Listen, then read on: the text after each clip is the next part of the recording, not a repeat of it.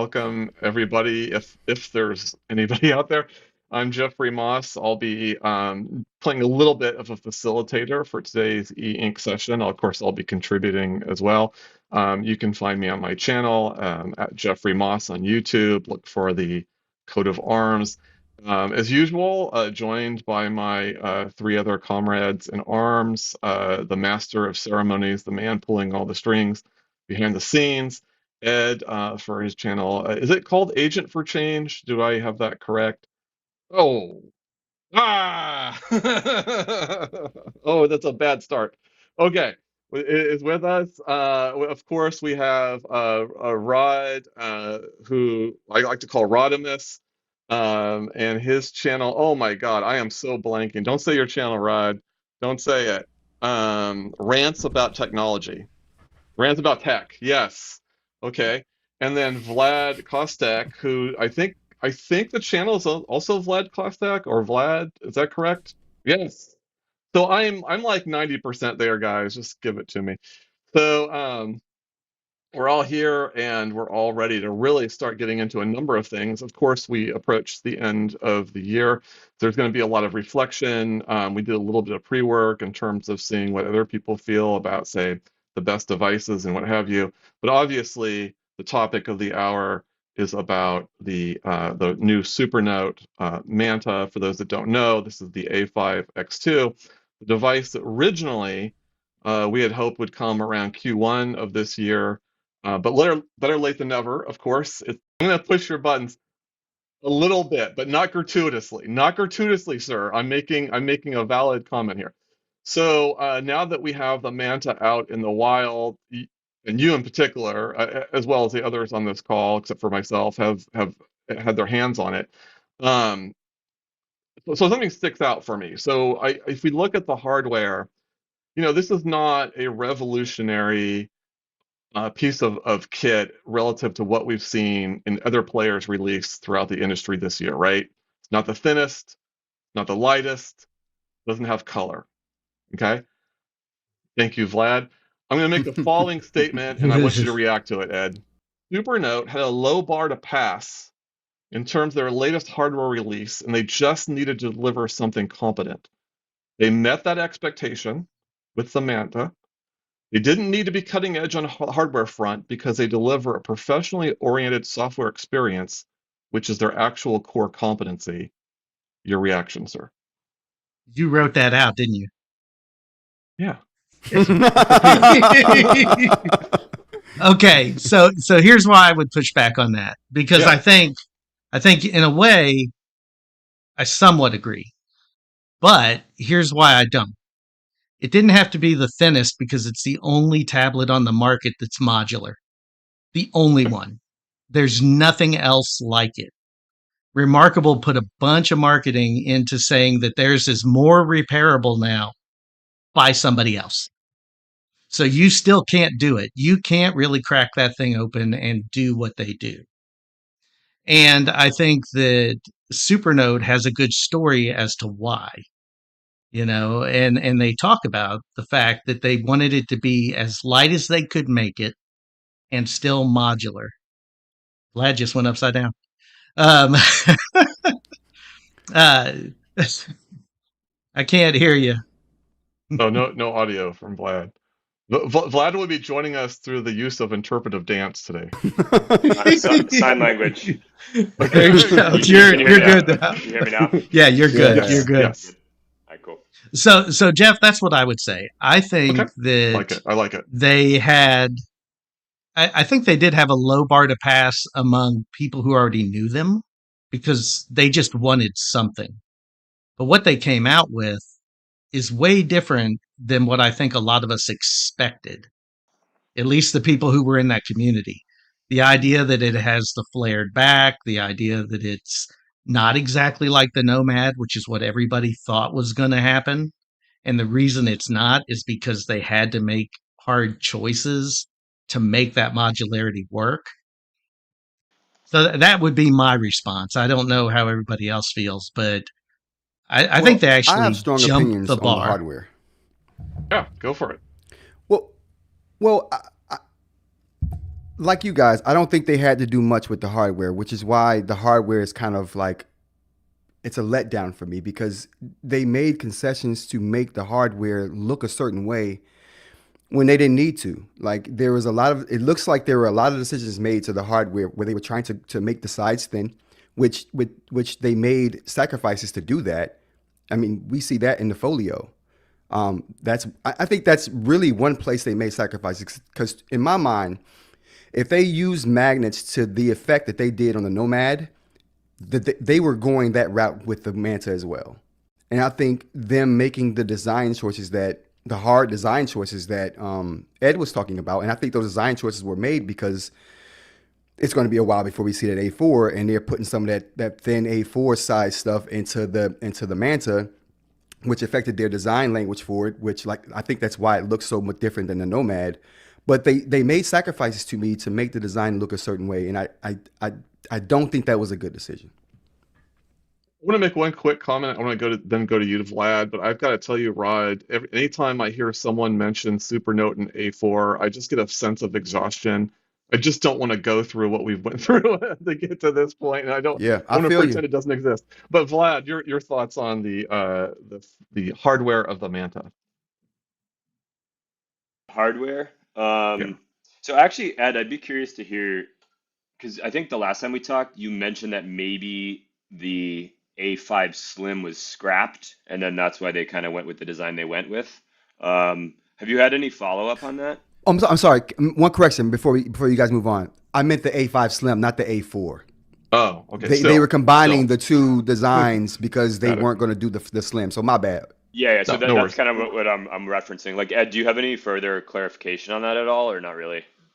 They still have it on the roadmap, but when I talked to them, or actually, I didn't talk to them about it. It was in Reddit. I mean, a lot of times people think I have like all this inside information, and I really don't. I mean, I know people at the company because I email with them, but 98% of what I say is already on Reddit. You just have to know where to find it because Hmm. Hex to ASC has said it or Mulan has said it. Somebody else has usually said that. Yeah. I can tell you though, Vlad, to that point, and I think to Rod's point, I think they did make an intentional choice with that half folio, which I don't dislike because I love the mechanical rail in the original A5X. I like that mechanical device. Um, but I also think that it was the only way they could solve certain problems. And if you saw Kit's earlier live stream, he showed straight lines and he said there's zero wobble other Yeah. than his own hand. And so that Vlad, Yeah. that's No, I all I agree with know you. is they did make those decisions Yeah. based on trying to be thin and The modular. the wobbles. There's no wobble. Like I sketched on Friday for like an hour and a half on it, and it's just everything's just very smooth. Like the lines are nice. It's not like the remarkable when you're trying to do like contoured stuff. People always say they're like you can do straight lines, you can snap stuff, but like why would you care about wobble? Well, it's not really for when you're just doing a straight line. It's when you're trying to have a consistent shape of some sort or like some smoothing kind of motion, that's when it comes into play, you know. But the note taking on the Remarkable is good. Like it's smooth note taking. It's just for drawing, I sometimes find there's that inconsistency there. But to get back to the A5 Slim, like I just don't know how much slimmer you can get than this. Like it's because also then would they forego modularity if in the Slim? Like, is that you think Well, that would be the there is case? one more update there, Vlad, just so you know. They updated the roadmap. So, Jeff, Oh, I just haven't to seen it head yet. off, yeah, just to head off the A4X conversation, they Yeah. pushed it back till the end of next year or early 2026. So I think they learned a lesson to say we're not going to promise early, we're going to do it when it's ready. But they kept the Slim on the roadmap, and the Slim does not say modular.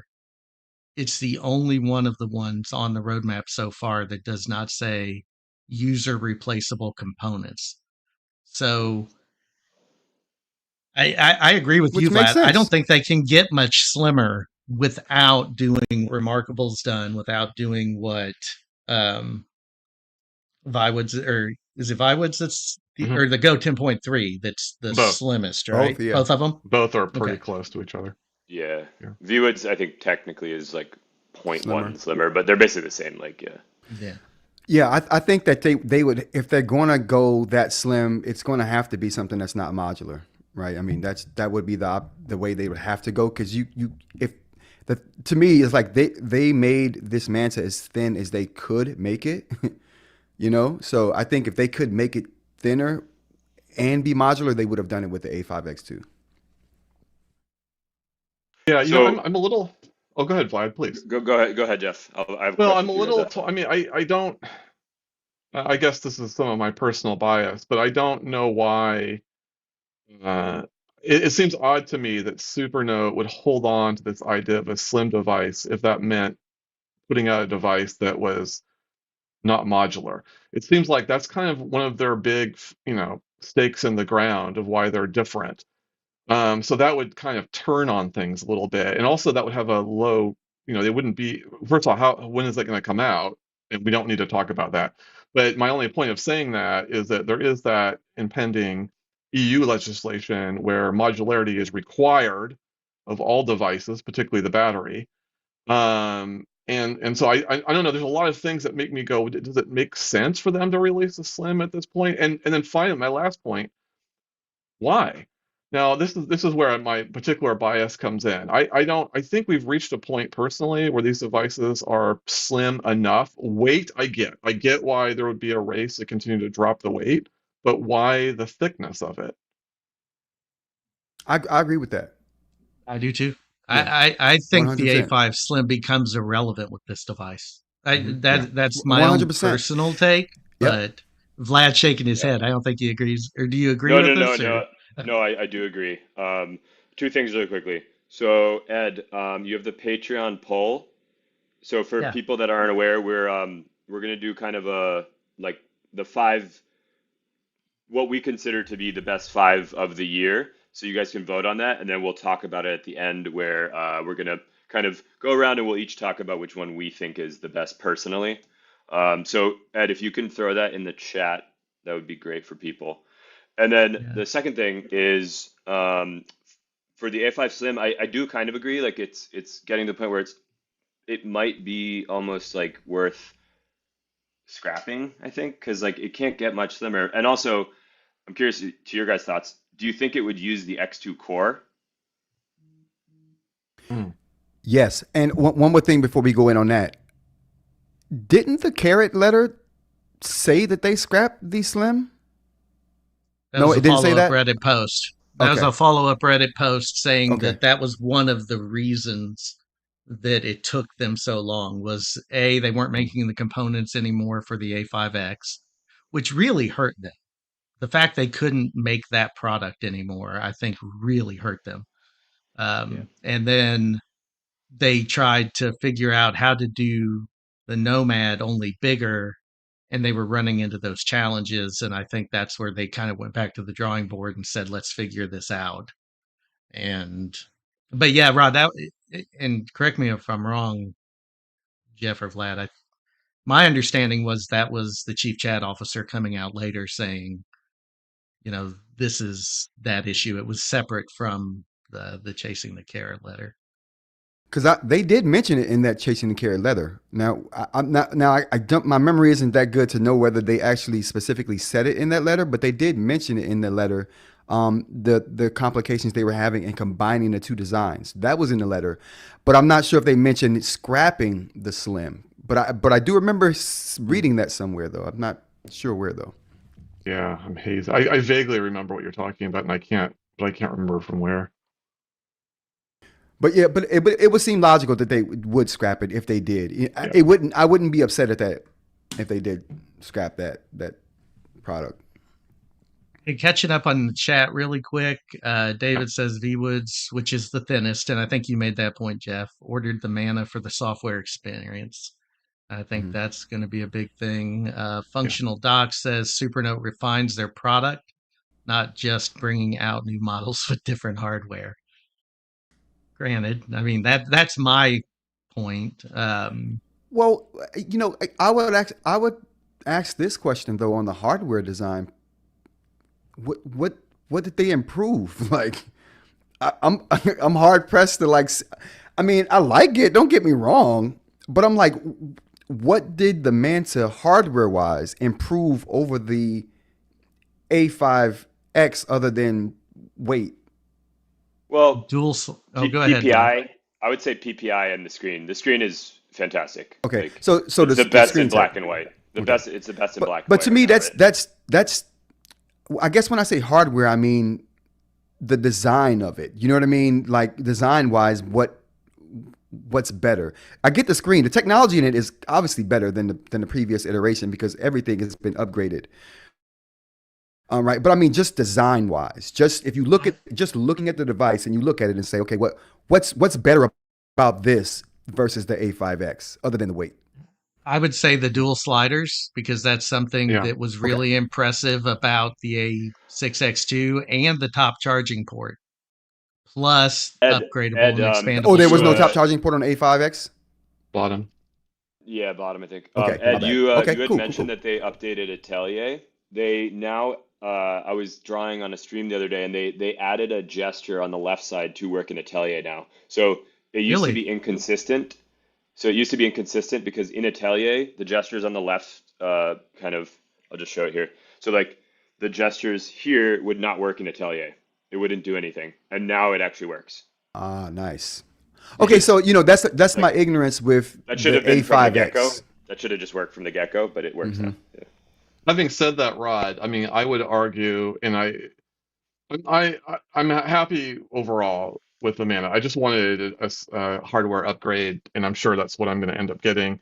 But there are certain aspects I feel like I thought were better, and the Folio was probably the first one that comes to mind.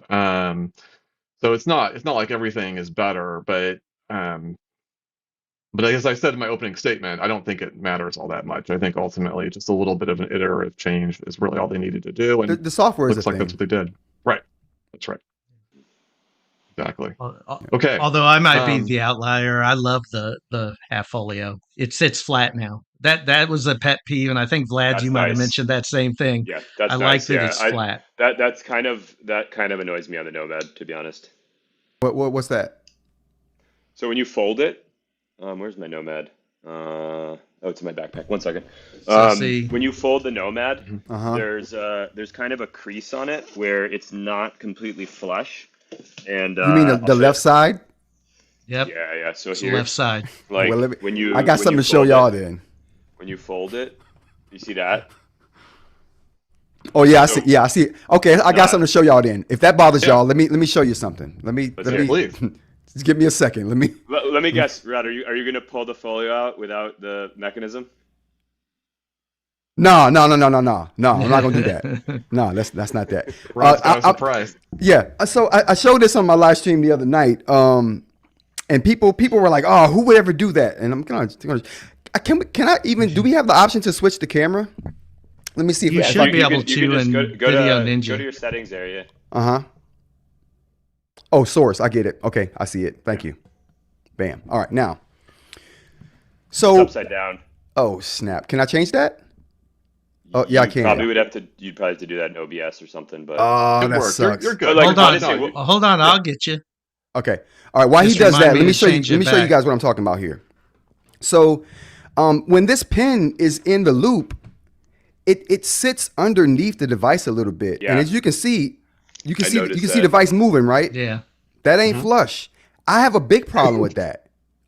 I mean, if that loop on the other side bothered y'all, like that bothers me. Like, so and like I said, I think that's just a design thing, but I'm willing to deal with that. You know what I'm Hold saying? on. For I the gotta sake of flip you back. okay. I noticed. Yeah, I noticed that too, Rod.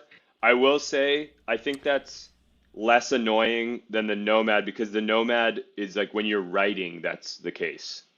Whereas when the pen's in the loop, you're not writing. You Yeah, know? but consider this. One more time. Let's one more time.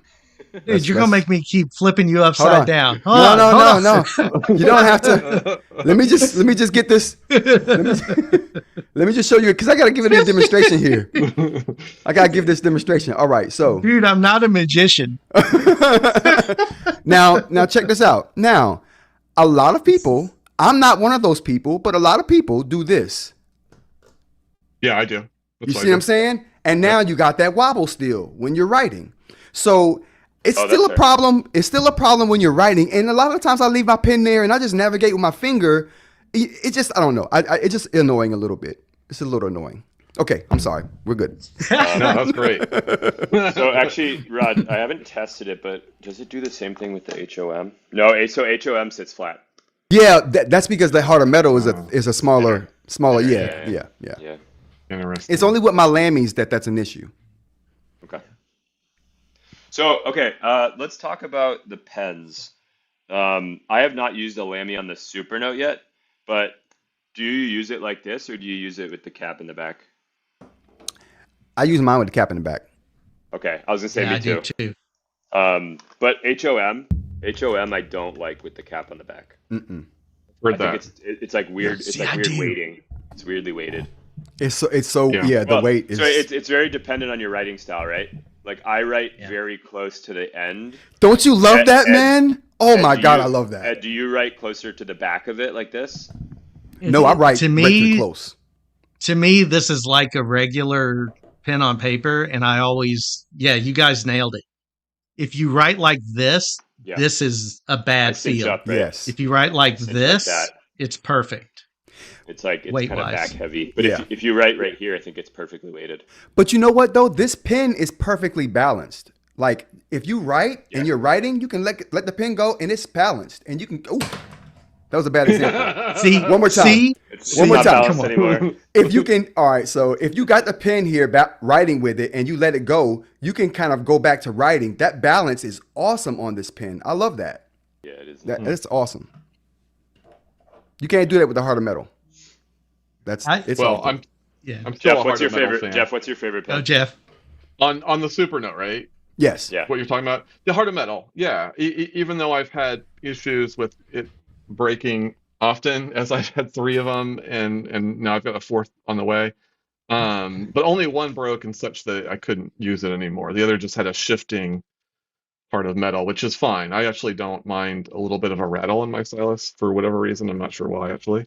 But no, I love them. I just think they look nicer.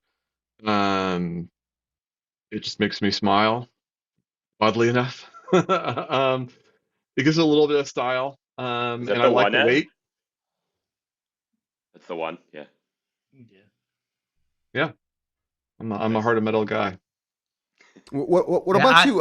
What about you guys? What's your favorite pens right now? Yeah, by the way, we got to catch up on the chat a little bit. We've got. Oh yeah, please.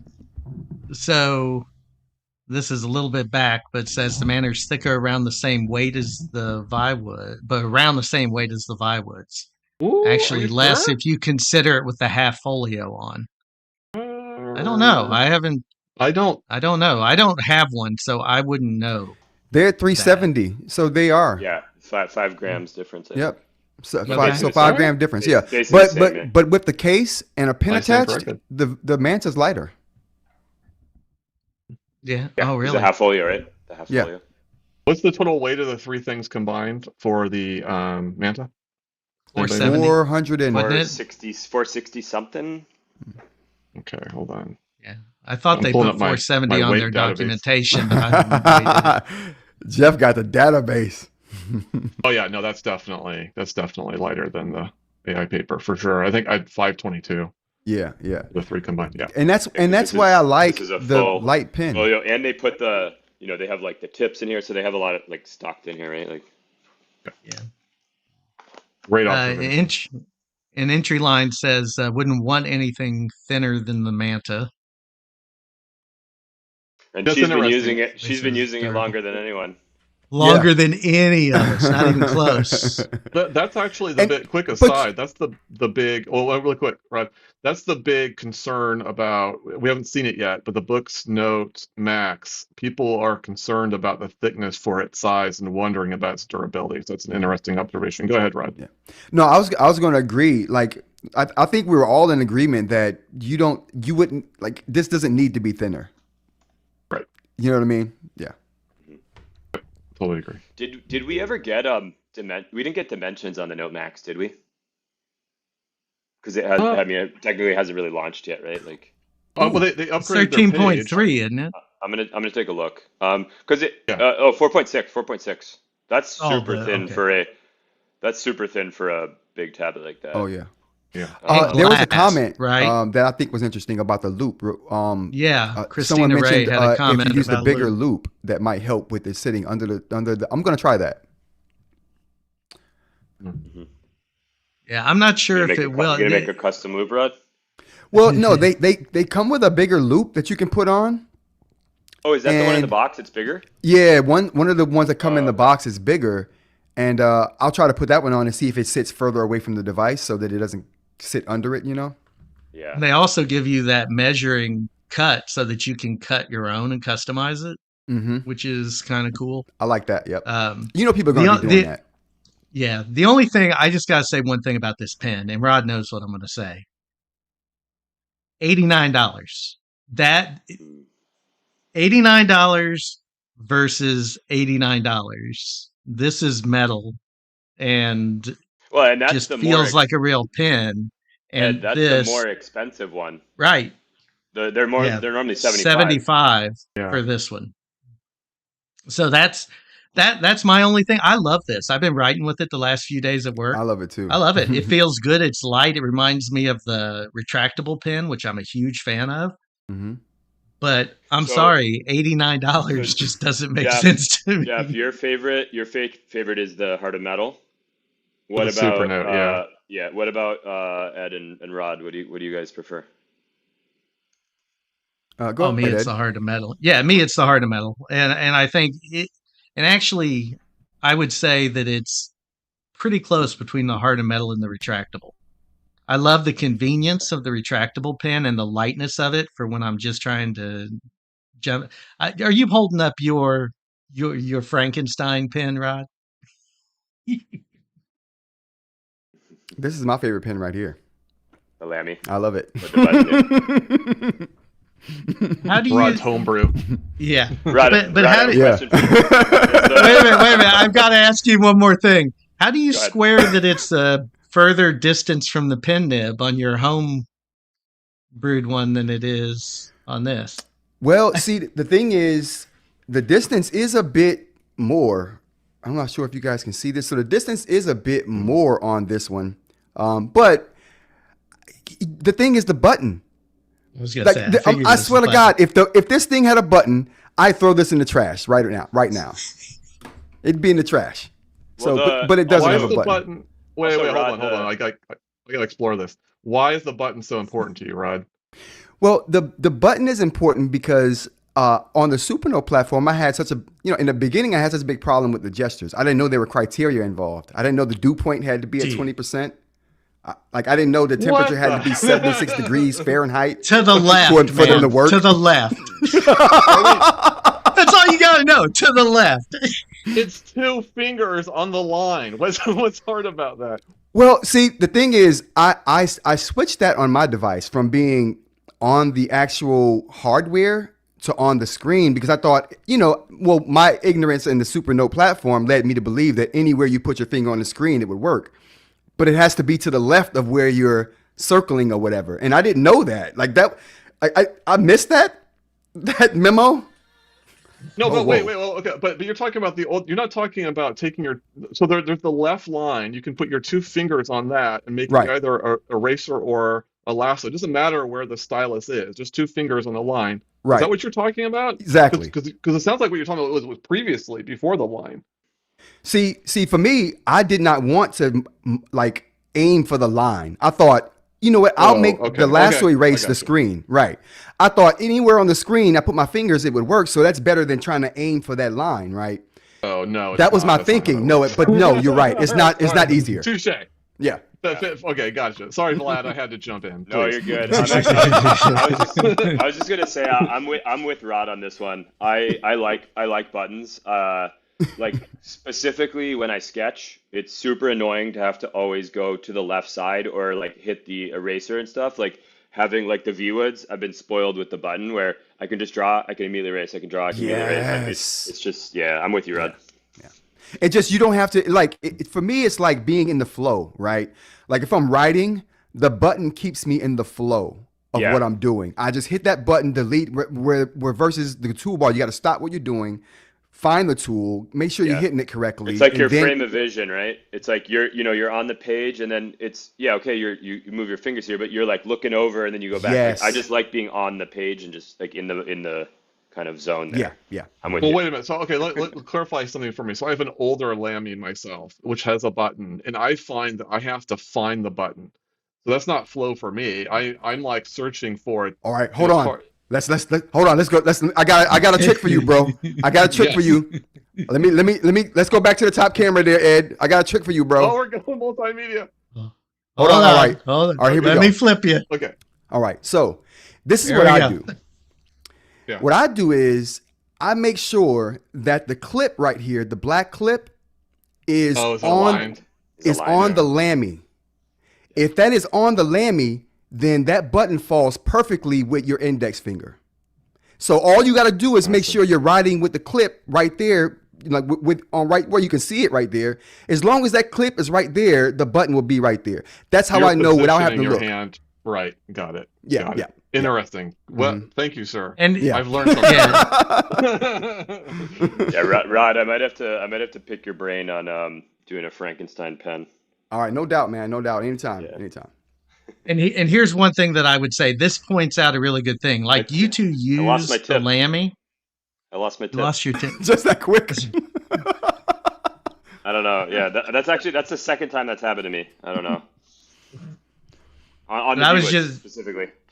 I was just yeah, going to say interesting. really quick that Jeff, you and I use the Supernote so much Yeah. that I don't think it breaks our flow. Like for me, having to use the gesture on the page or on the side, it doesn't even. I mean, it's mechanical. It's No, just, totally. and I In think fact, just that's the why. opposite. I've argued to people that what the beauty of the Supernote two-finger erase is flow. That if I'm in a meeting, I'm jotting stuff down, and I've learned. I got your point, Rod. I mean, it is temperamental. You've got to understand how it works. But Right. once you do, I'm erasing with like boom, like, and then moving on. Now So when that you I said know flow, that, I was like, what? yeah. Yeah. But you know what? Now that I know the criteria, the dew point and the temperature and stuff. Now that I know that, Oh, the dew point. Come on. we're good to go from now. Rants Attack. Yeah, Jeffrey, someone's asking you to show your collection of pens. Oh yeah. Jeff has Yeah, an there it awesome is. collection. Soundwave saying Yes, show the I've clip. got it right. Oh you have a new man, cup- that you have is a an new cup? awesome jar, man. I love There's a that new That's a cup. jar. Lammy right there. What did you call that? The cup that you got it in. What do they call those? It's a Stein, Stein isn't it? Or is it? Yeah. Yeah. Okay, I love that. I love that. That's That is an different than the awesome last cup, time you yo. showed it. That is awesome. What's your Time. tally now? Are you at like 20? Oh God! Oh damn you! Now you're gonna make me. No, you don't have to get it. 16 in the cup. Now any device I have still has the thing attached, so I probably have like 25 20, to 30 yeah. styluses right now. Yeah. Yeah, I know. So- That's So Rod, Lammy, Ed, Heart of Metal. Heart of Metal. Oh yeah, Heart of Metal. And actually, believe it or not, this is going to sound crazy, but I still love the Heart of Metal 1. I actually think it was a little bit lighter and a little bit better balanced. And I never had the problem because of that small twist with the back flying off. That's a heck If of you a do trick. that, I mean, this has been around 3.5 years and it still looks brand new and it's beautiful. I love it. So, I'm a little more for the 2, but I totally understand why you'd still like the 1. And for me, the cap's never an issue because I leave it in the loop, so yeah. not a problem. And a lot of people do that. Same, man. Yeah. So we're split on the, or Vlad, what was yours? Yeah, Was what it were the you, Lammy? Vlad? Yeah. I mean, honestly, it Yeah. really depends. It really depends. Trying. Because like, for sketching, my favorite is my modified standard, with the gel cap here, because it's just super comfy and like I get better grip on it, so I can sketch better. I haven't played around with this enough, so I can't really speak on that much. And then I think for writing, probably the Heart of Metal. And then I just got this one, so I feel like this is gonna become my favorite for traveling because then I have the, if Pen I need to write on and paper or yeah, if I need to, it's like kind of. yeah. So I guess it kind of varies, but I'm trying to figure out whether I should most like contact Ratta about replacing this harder metal pen or not, or should I just mm, leave it on the I yeah, shelf? would. I think most beautiful. I think it's definitely like the harder metal. It's just a really nice pen.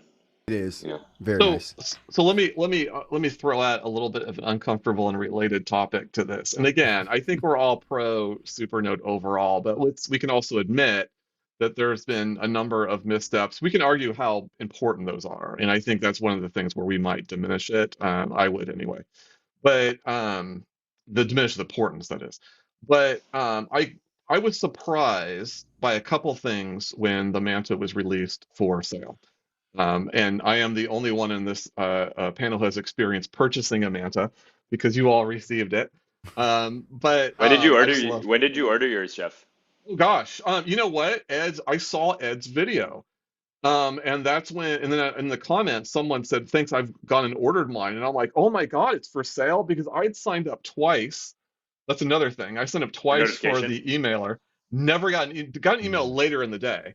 But anyway, so Ed's video was the one that got me to order it. Anyway, the point I'm trying to make is that I was surprised they didn't. Now they introduced that see-through Lamy, which I guess kind of feels like a concession to we're not doing a crystal version, but maybe that's the Right. pessimist in me. Anyway, um, what surprised me is they didn't come up with a Heart of Metal 3 or a different version of the push-up pen. And more so, a lot of the colors in the Heart of Metal 3 remain sold out. It just felt really weird. And you had those as drop-down options, and you'd click on them and it would be sold out, sold out. You So thought they'd get like a restock of it or something? yeah, for to align with the release of this new device, I was really surprised at that. What are you guys' thoughts on that? I got thoughts. Can I Yeah, let me okay, cool. Yeah. sure. Listen, first of all, Vlad brought up the point that they raised the price of the nibs on their ceramic nib replacements, the DIY replacements. I buy those all the time, as you guys probably know. They raised the price and it was like $10. Um, on top of that, so that fact plus the fact that they didn't come out with a Harder Metal 3 with this device tells me that they're making a Heart of Metal 3 pen For the for A4. yeah, absolutely. They're making a Heart of Metal pen with the button. Jake? With a button. The new Why? Heart of Metal pen will have a button. No. Boo! No, don't do that. The only thing I want on the Heart of Metal They're not going to 3, leave the money on the table. They are the only not thing I want going on to the Heart of do it. Metal 3 is a non very like slick material here. I would like something more Mm. textured or like have more grip a little bit. Look here. That's all Ergonomic. I'd want. Just something ergonomic. I don't know if that'll pick up on the camera. Yeah, because I That's remember the Heart of But Metal this one is has a the little texture. HLM1 has that little texture, So and that's why I yeah. like it better. you guys, I actually vinyl wrapped this, and it was really nice. Like I put like a leather vinyl wrap on it, but then it wouldn't close. Ah, Mm, yeah. So close. So I had to take it off. Yeah, I had to take it off. Okay, we Well, need to I hope they hold don't on, do it. guys. but I think they You are. hope they don't. I hope they I don't think do they it, will. 'cause that benefits me. I think they're working. Well, then again, I don't know. I think the Heart of Metal 2 is an excellent pen, so I don't know what you would do to improve it. But they did release the Heart of Metal 2 off cycle. So again, they're known for kind of doing things differently, and Yep. Rod and I have talked about this a lot. So they released the Nomad in December. They released this in December, and they released the A5X in December. So they're known for doing things a little bit different. So who knows? They may just not be working on one, or it may hit us in the first or second quarter. I don't know, to be Yeah. honest. I think they're working on it. I think the only reason they didn't really, or I mean, obviously everything I'm saying is speculation, right? But Everything I'm saying is speculation. But I mean, all right. it just I like speculating. It's fun. But so it just seems like to me, and on top of the fact that there was someone on Reddit, I want to say they were from Lamy. Don't quote me on that, but I want to say a representative from either Supernote or Lamy said that they were in talks about a Lamy with a button. They didn't call it a Heart of Metal 3 or anything like that, but they said that they were in talks about a Lamy. Because when I was doing my research about a Lamy with a button before I started like making my own, I came across that post, and that was at least 6 months ago. So, like I said, but it was a post from a reputable source, though. I do remember. From what I've kind of gathered on Reddit, and maybe you guys can correct me if it's wrong, but like I think the problem and like the reason they came out with this, and like I agree with you, they probably will at some point come out with a button, but like I think the issue is having metal in the pen. It like has some interference with the EMR technology. Mm. But they do it with the aluminum Lamy. The aluminum Lamy, the All-Star? Yeah, the All-Star. No, but the front is plastic, right? It's not metal, is it? No, it's plastic, right? It's plastic. Well, this part right here is plastic, but the body is metal. That's what I'm saying. So like the Heart of Metal, I think you can unscrew this, right? But it's like a little capsule, right? It's like that part is all plastic. Oh, I see what you're saying. Yeah. I see what you're saying. Yeah. The Heart of Metal obviously is metal, but like you don't have metal like the top. When it comes off, it's just the plastic part that's in contact. Yeah, I get you. Yep. And that's what I've gathered. That's what I've gathered from Reddit. I'm not 100% sure on that, but that's what I've kind of Sounds seen. plausible. Yeah. Hey guys, let's jump back in. We're getting bombarded with chat, and this is one because I don't own a Boox device, so I want to hear you all react to this. They're asking about how useful the button is on a Boox device because I have no frame of reference here at all. I do. I would say the button. It's like having an extra arm, right? 2 arms is fun. It's all good in the hood when you got 2 arms, but if you got a third arm, you're having good times then. So that's what the button is. It's like a third arm. How can we say anything after that? Any other thoughts, Jeff and Vlad? Just saying. It's like Goro from Mortal Kombat. Oh, that's a good reference, bro.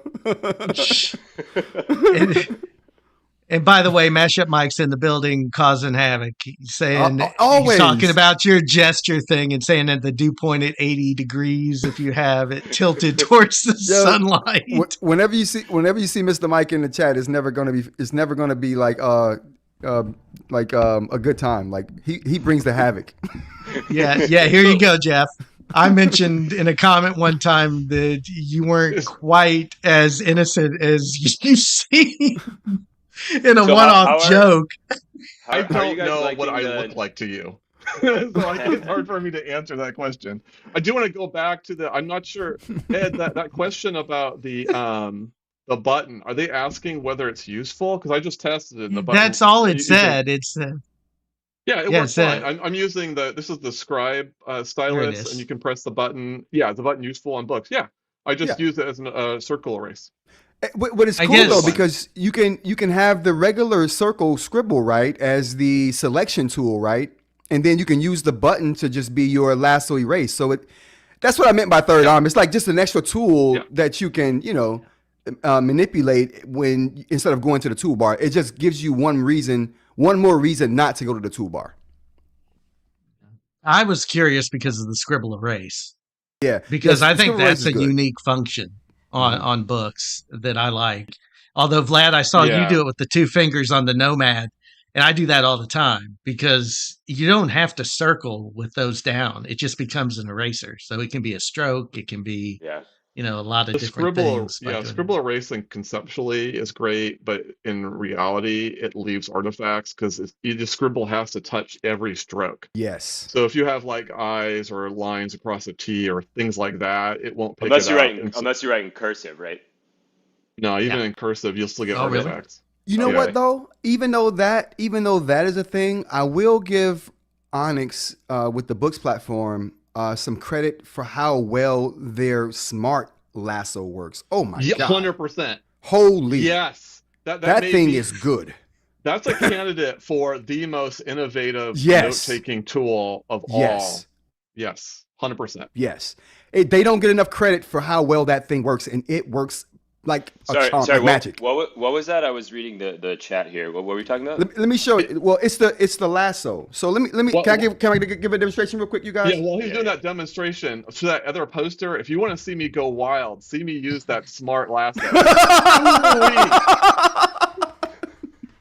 Well, The hold hood on. family here in the Moss household. Let me flip you, Rod, before. Okay. All right, now you're upside down. Go for it. Okay. And then this is for you, Jeff. Come on. Yes, he gets it. All right. And So by the way, Vlad, real quick, while he's getting that teed up, we only have 8 votes on the poll already, and Oh yeah. Supernote is at 75% Okay. Yeah. Everyone leading. who's watching right now, go. There's 35 of you. Go down in the poll and vote on your favorite device of the year. I'll drop it one more time here. There we go. Go right. ahead, Rod. So my thing is like when you're writing, we're just gonna just hello world, right? And then say I want to write something else like all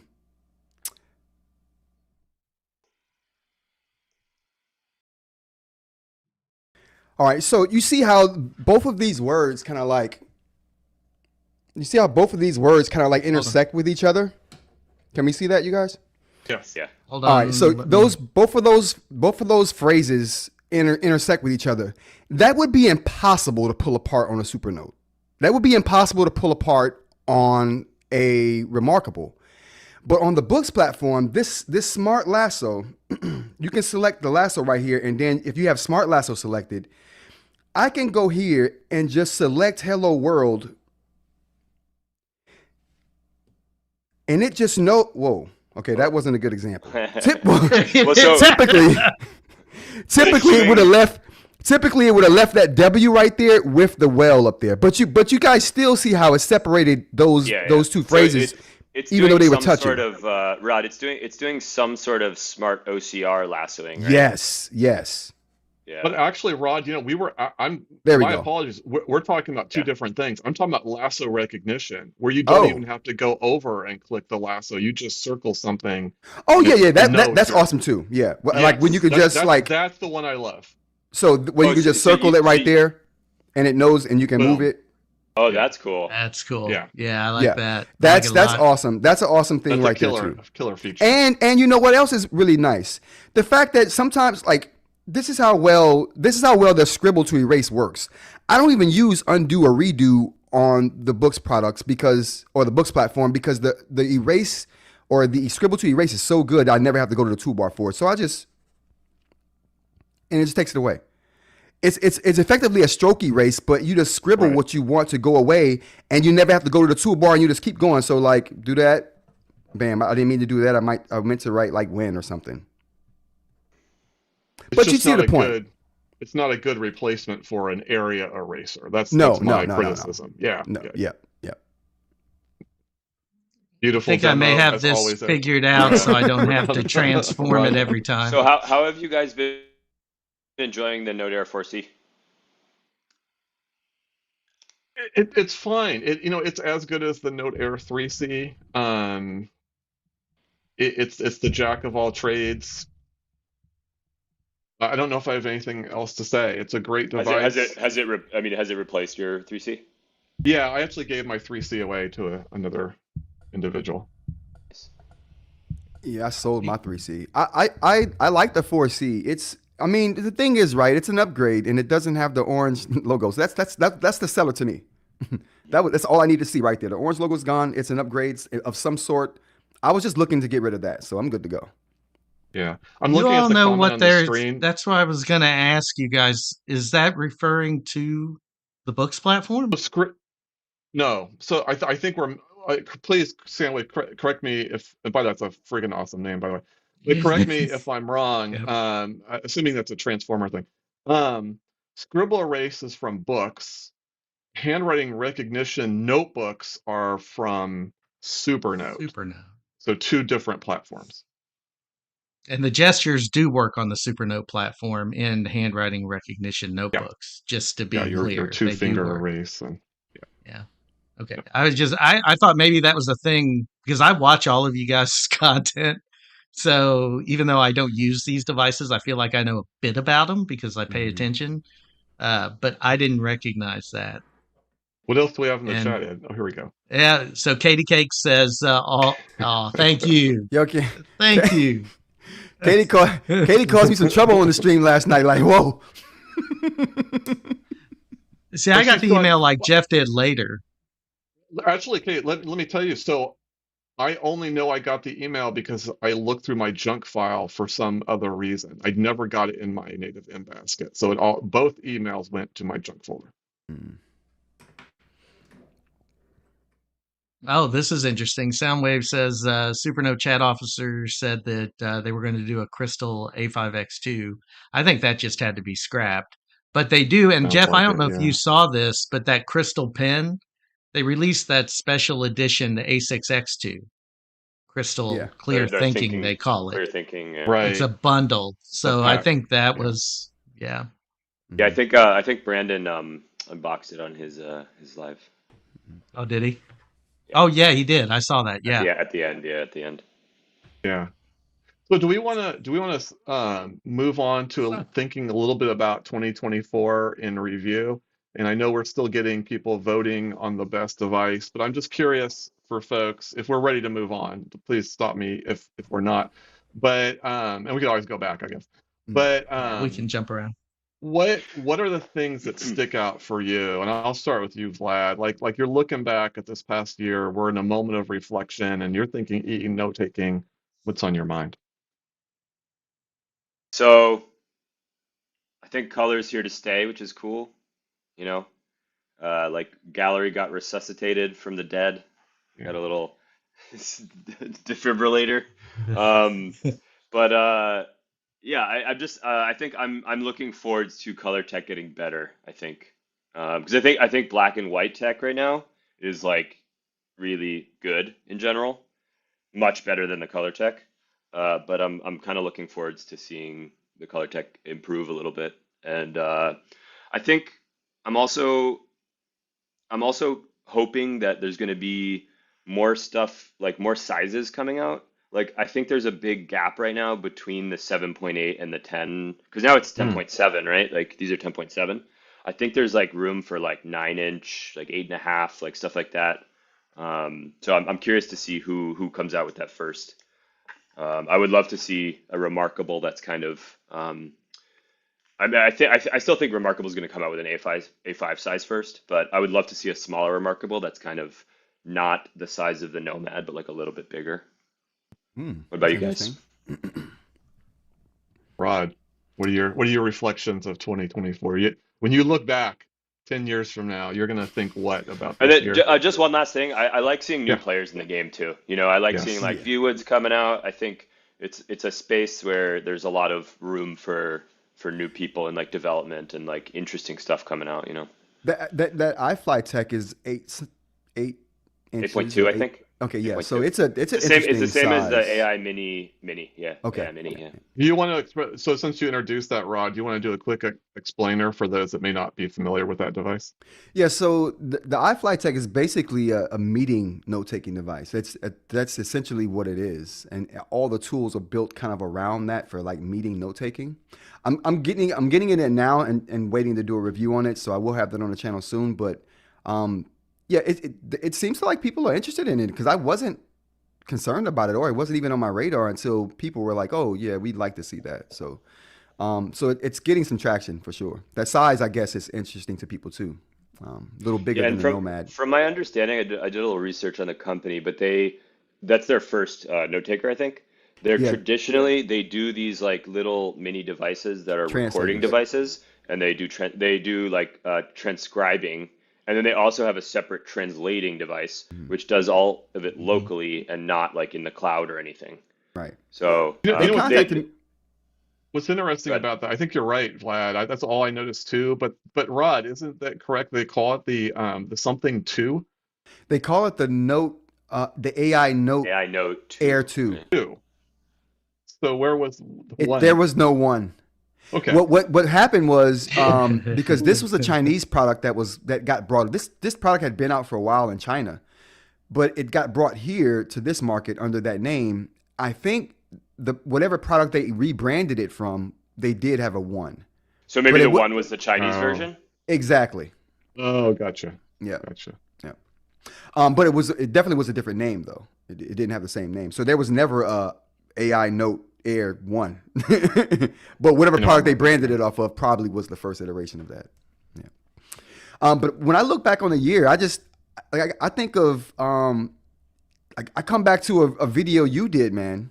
Like when Jeff, speaking about Jeff, um, I come back to a video Jeff did, which kind of like it signified the course of the year for me, and I was like, man, this guy knows what he's talking about. He knows.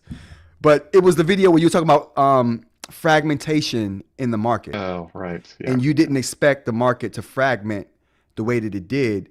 And I thought that was an important video because it got me thinking about all the sectors that are being created right now. If you are paying attention, you see it. One device is becoming two or three devices now. They just separated by feature sets or something like that.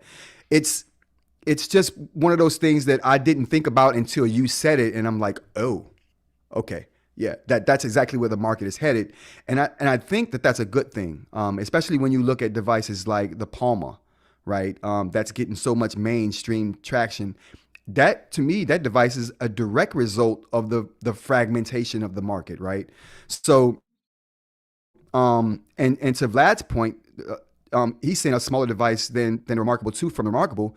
I'm thinking a smaller device than a device the size of the Palma, but you can write on it. You know what I mean?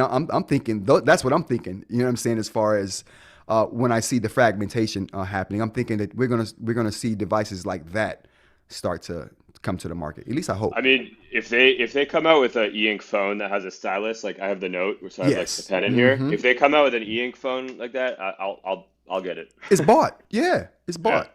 Mm-hmm. Got it. All right, Ed, last but not least, your thoughts. I know you focus on Supernote, but you keep your eye on what else is going on. What's going to stick out for you in 2024? I think the Palma, to Rod's point, and that video too, Jeff. I mean, really, I think that was a unique take Mm-hmm. on the market, Absolutely. because I'm kind of a market guy. I kind of look at, Hmm. where are the sales coming from, where are the emerging trends, that kind of stuff. And I think the missed opportunity is going to be the Palma for not being a phone, but the fact that M, MKBHD reviewed it, the fact that it's gaining mainstream traction shows that people are paying attention. Um, so I think it's a standout moment. I think books kind of catapulted themselves to an interesting Oh yeah. place. Oh yeah. Um, I have reasons that I'm not a huge fan of kind of some of the ViWoods marketing, but I think them entering the space is good. I think Yes. that it's pushing other providers. And yeah, and you and Jeff, you and I had a back and forth on this, and me and Rod did too. But because I think they're overinflating their sticker price. But from all the reviews I've seen, the AI paper is a good device. Now, the mini, I'm not so sure about. I mean, I've seen some pretty harsh criticism because it's got a front light. It's not, it's kind of still in the zero software, right? It's point zero, instead of a full release. Um, but I think they're a big player. And then books, I think, one last thing on them. I think the Palma was a huge success. The only problem I've ever had with books is they just keep releasing so many things. Mm. And I think they need to kind of figure it out. And I think software 4.0 might be them trying to unify some stuff.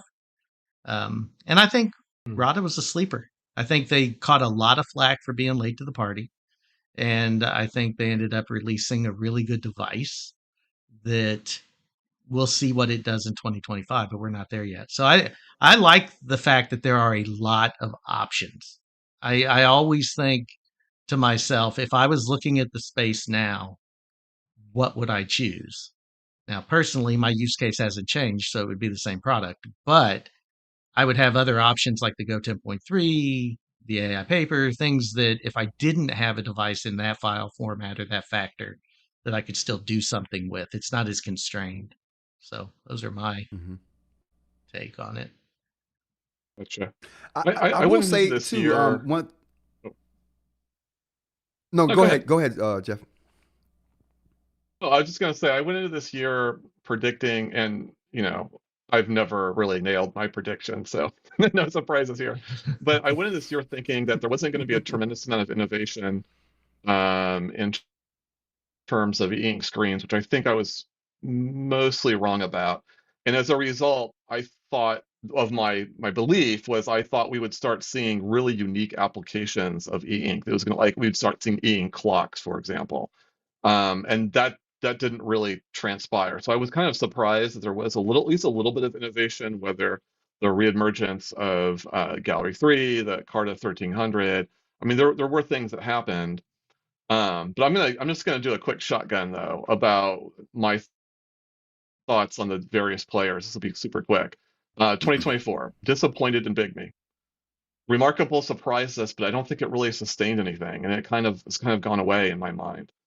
ViWoods is a really exciting new entrant, and it's already been mentioned.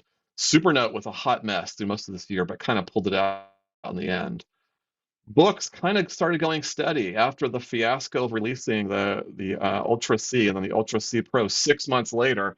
They kind of calmed down for them and just released one version of everything in their lineup, which is a lot compared to everyone else, but for them was toned down. And then Amazon and Kobo kind of made small waves, not unsurprisingly, but in the end, this is not that memorable. That's kind of how I think of the players in 2024. What about Wait, Pocketbook? whoa, whoa, whoa, whoa, whoa, hold on. Before you go in, Vlad, let me say something to Jeff. Jeff, bruh, I think you probably should have led off with your answer Yeah. first to let us know exactly what you meant when you asked us that question, because we all gave like these abstract answers.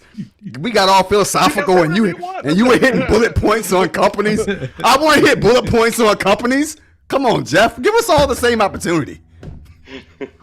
All right. In all fairness, for those listening in, I was asked to facilitate, and so I had to have a certain level of structure that no one else has to have. No. So I'm just doing my job here. Just saying, like, And Jeff got to his and you're answer. doing He's a like, fine job. He's like Boox. I'm like, oh, whoa. A shot after shot going off. I'm like, I want to send shots at people. So Jeff, you missed Pocketbook. What about Pocketbook? Vlad, I'm glad you brought that up. Pocketbook released, in my mind, the most cynical release of this year. Cynical. Let me make sure I've got the right device. No, you're fine. It's their 10-inch one. Their 10-inch one, right? The InkPad X Pro was so ridiculous, and people may not understand this, but when it was originally released, it was $420.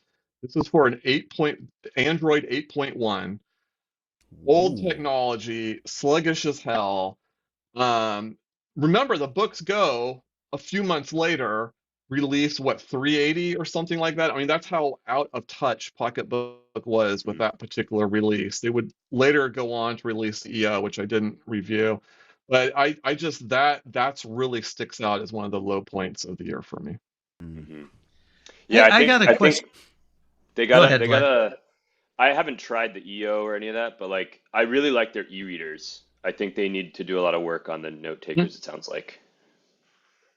Right. Yeah, no, the e-readers are generally well regarded.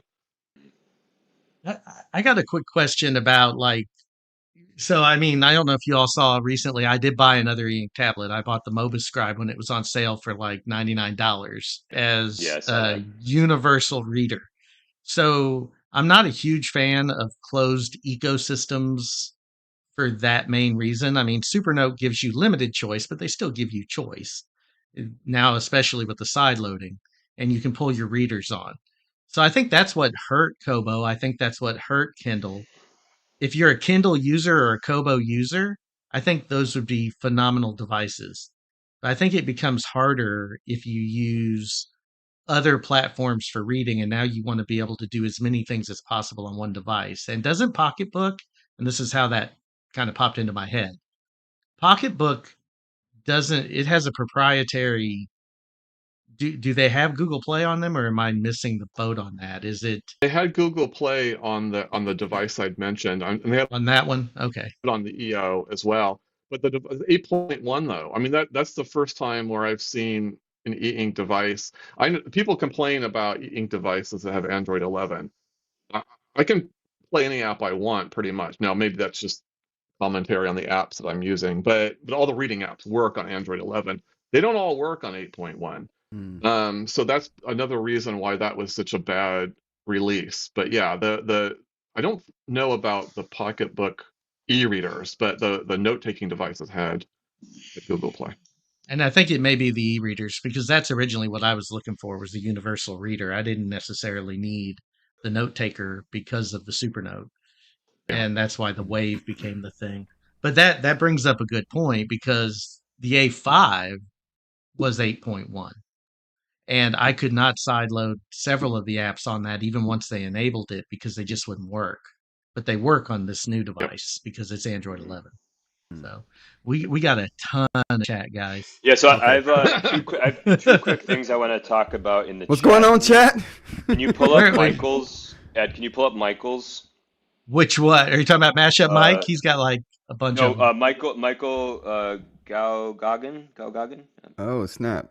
I need to get into the chat here. So I think Trying to. that's actually something I was thinking about the other day. Here we go. Going back Is to this my it? point about going back to my point about like having smaller e-ink note takers. There, so like these are both Carta 1000, right? The Nomad and the Mini. But I don't think that, like, even though there are e-readers that are Carta 1300 now, like I think there's like a few, like maybe one or two that are like 7-inch or 8-inch or something like that.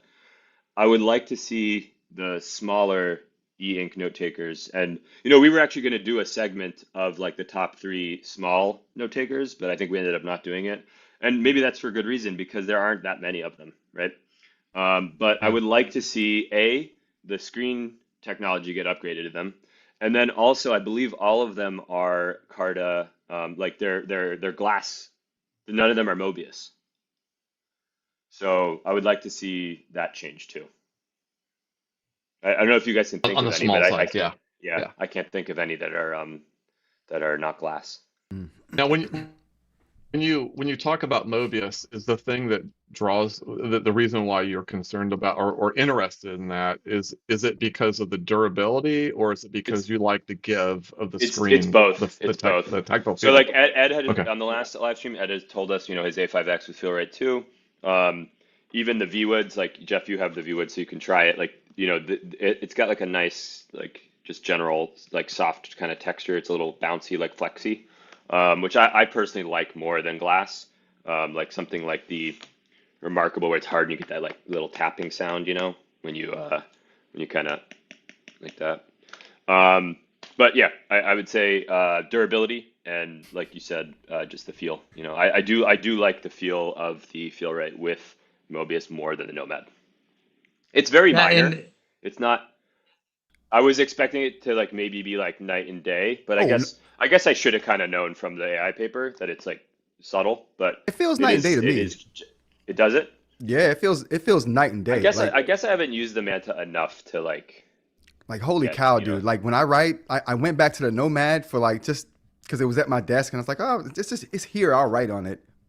It is Never nice. again. I'm Ever. writing on it right now. It is nice. yeah, I and will say this. Oh, real Go ahead, quick Jeff. comment. The older school Mobius screens did give a lot more, and I think too much, in just my own personal opinion. The newer devices are a little more subtle, so there is a difference. Which devices were generationally. those? Which devices were those?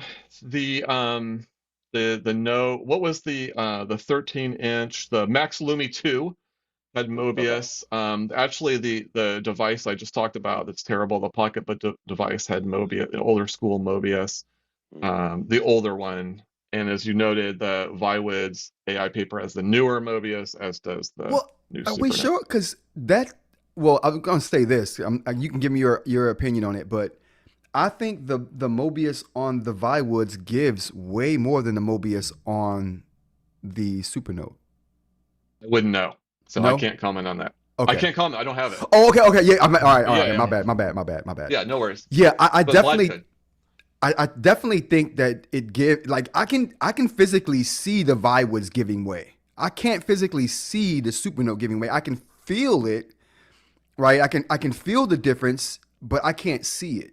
But on the ViWoods, it's a visible thing. You're right. I think that a little bit of that might come down to the fact that the ViWoods is so thin, because like there's actually let me see if I can do it on camera. There's like flex to the actual device. Yeah. You see what I'm saying? Like I can flex it. Like I almost feel like I could snap it. Like I could definitely snap this if I wanted to right now.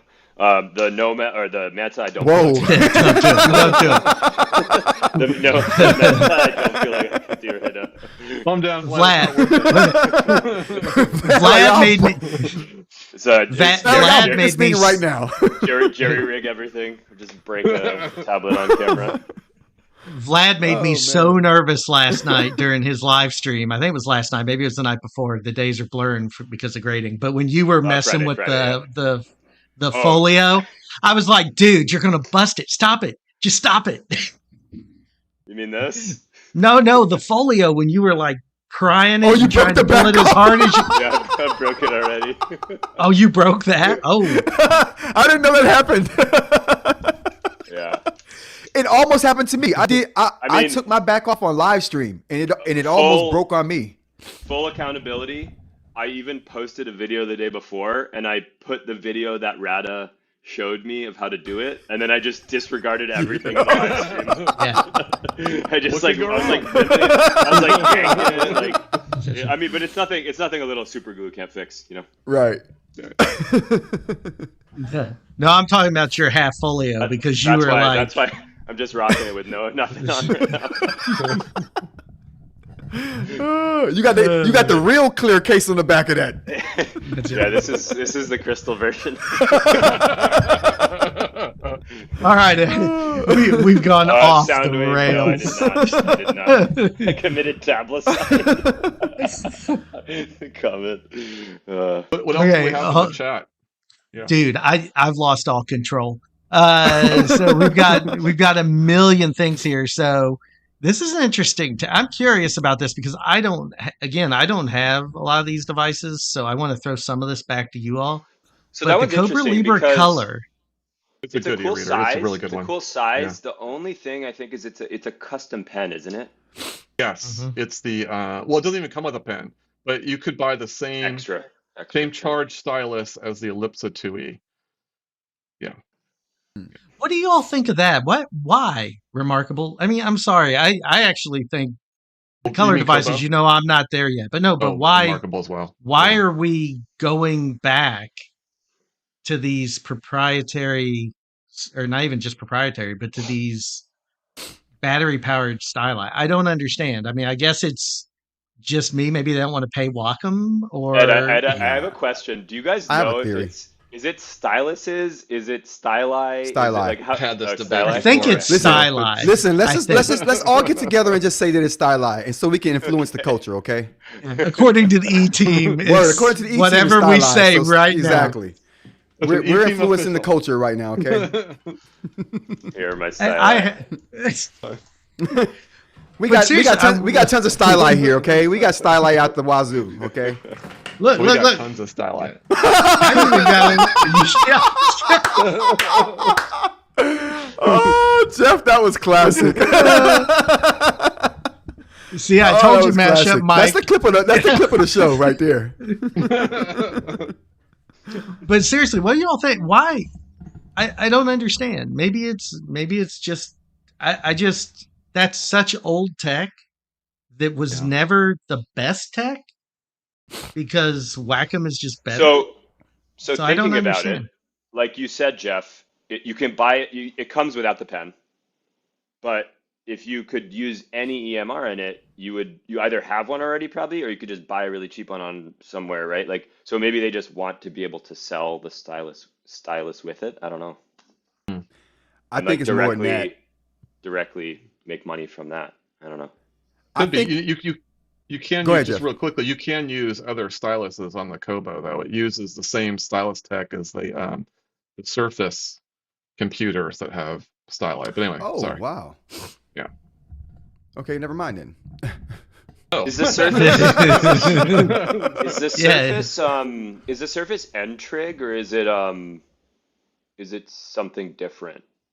I don't know. I don't know Because what I technology feel the like Surface I uses. feel like they've changed their tech a lot. Like the Surface has been like it was one of the first ARM chips that came out in like it was like 2008 or something. They had like the first Surface. It was terrible. It was an awful device. My mom had it. But I think from then like they kept changing their stylus like tech a lot. So I don't know what it's on now, but Hmm. I haven't used one in a while. Well, whatever they're on, their pro ones use a different one than their non-pro ones because their pro ones come with this like flat pin that's different from than the other pins that come with the other devices. Because I tried to get that from my device and it wouldn't work with it. I'd be Surely curious to someone know listening knows. what was the first device you guys ever had a stylus on? Ooh. Mine was the Palm Pilot. I'm old, man. Yeah. No, same My here. mom had one of those. Mine Those are was the Apple Oh, Newton. High five. Give Vlad! it up. High five. sweet. And when I say my mom had one, I just took it from her and used it all the time. I read about that in history class. No, I had a Palm Pilot as well. That was some good times. Seriously, though, that was the first thing I Yeah. ever used a stylus on was a Palm Pilot, No, and I loved same it here. actually. Yeah, they were hot. Palm Pilot, all the cool kids All the cool kids had had a them. Palm Pilot. Right. But you, Yeah. Rod? Mine was the first stylus I ever used was on the Apple Newton message pad, Oh, that 97. predates the Palm Pilot, right? I That don't was think in the so. 90s. You sure? It might, because I know by the 2000s they were both, well, a year later after it released it was dead. So the Palm Pilot definitely did a Yeah. lot better. Yeah. They All were right. approximate either Yeah. way. What about you, Jeff? Yeah, Palm Pilot. Palm Pilot? Yeah. Okay. Yeah. Yep. Yeah. Yep. All right, so at let- one let- point I Oh, had go a ahead, phone with a Jeff. stylus as well, in the knots. I know that's normal now, but that wasn't. It was like a Surface. I'm sorry, a Microsoft Windows phone. It was a really terrible device, but that had a Oh, stylus. wow. Toshiba Win XP. Oh, is that one of the ones that rotated? I think it like rotated and then it like folded flat. Jay's talking about it. Yeah, first stylus, and we need to go back in the chat too. But yeah, that was, and then saying it had a 20, Man, what happened to 48 level. Toshiba laptops? Those disappeared, huh? Oh, you know what? There is an interesting someone. It was Jay that's talked about the creative user base for the new pen on the Remarkable. A lot of well, I know of at least two manufacturers that have gone with the art grade EMR stylus standard, which is different from the standard Wacom stylus standard. So you wouldn't be able to use an art grade pen on a regular Wacom tablet that's not equipped with that technology. Rod, are you talking about like the Wacom like Cintiqs, like the ones that are made for like digital art? No, I'm just talking about the standard. There's a new Wacom 4.5 standard. It's an art standard. I only know this because it's the same standard that the Penstar pen uses, which is why you can only use the Penstar pen on the Penstar and it doesn't work on any other tablet. It's because no other tablet uses that art standard that they're using in that particular pen for the Penstar. Wacom, just a different standard. So wait a minute. Okay, here we settled it. An English teacher said Styli.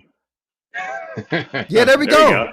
Thank you, Done. Michael. It's official. Thank you, Michael. I had a question really quick. You guys were talking about a video that Jeff did earlier on your take of like the space of e-ink and how things are happening. Could someone post that for me? Like link it? Yeah, I don't think I Jeff. saw that one. Yeah, Jeff, you about to Don't get some traffic, bro. remember. That's a It good was video. a review. That was a It's a great review. video. That was the final verdict on a device, but I don't remember which device. I just remember I was surprised. Maybe that was the Boox Go 10.3. Okay. It certainly was around that time. Yeah, I'm Yeah. trying to remember. Like I don't remember what video it was either, but it was a good video. And at the end is where you went in. Like you went in on this whole rant at the end. I'm like Yeah, it was my Jeff, summary. It like was Jeff was like, going yeah, in. the Yeah. point was just I'm continuing to be amazed. It feels like the market overall is a niche market. I don't think that's changed a lot. And so what was surprising me is that we're starting to see more devices come out that don't necessarily replace old devices. They just add more options to the mix. And Okay. it feels good. On one hand, it's like, oh, cool, choice, well, it's great, but it feels weird to me too that like surely we must need to consolidate at some point. I mean, is there really room for all these things? And I guess there is because all this stuff is out there. But that was basically my core point. But you know what that made me think? Just to piggyback on that, Jeff, you saying that was like an epiphany moment for me because this whole time I had been thinking that ink is so niche, and it is, like you just said. But what I think is happening, and that I didn't anticipate and think about until you said what you said on that video, was that e-ink has a real opportunity to be the next technology, which would explain why it would have the ability to explode in many different areas, right?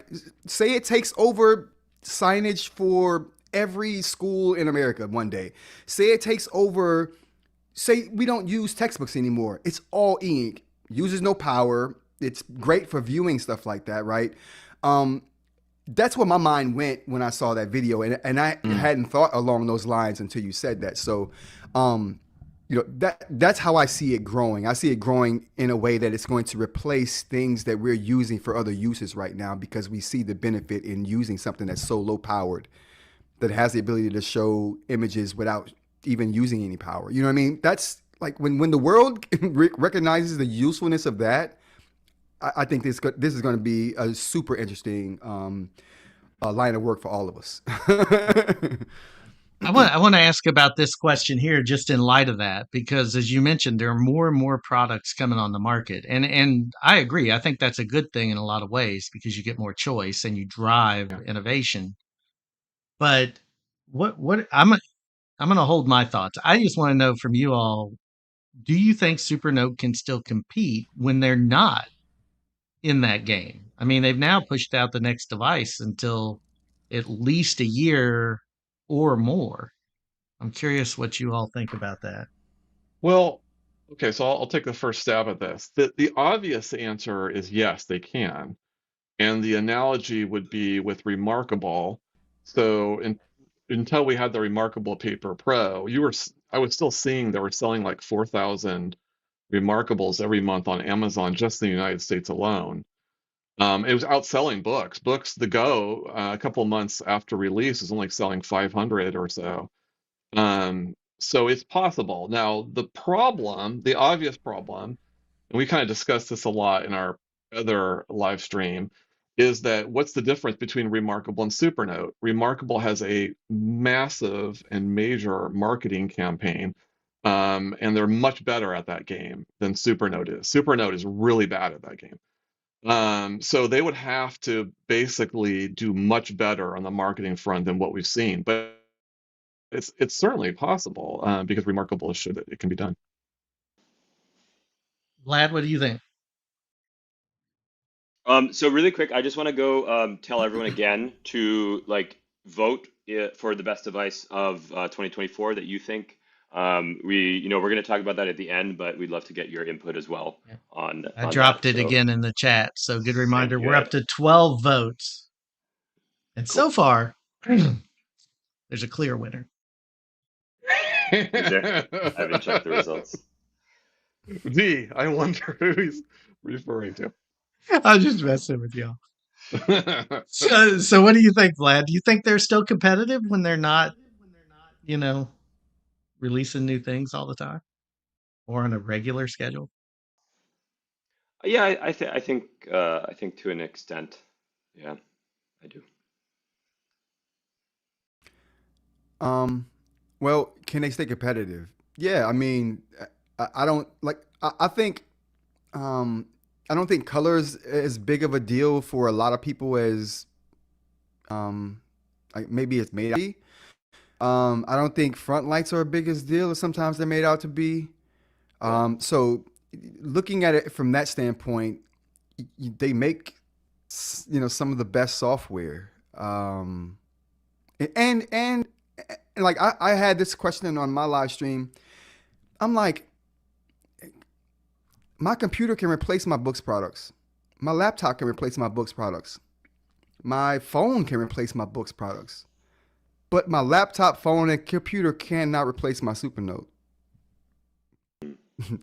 You know what I mean? Like the Supernote does things that none of my other devices can do. The organization, the ability to the table of contents, the way they handle that. No other device does it that way.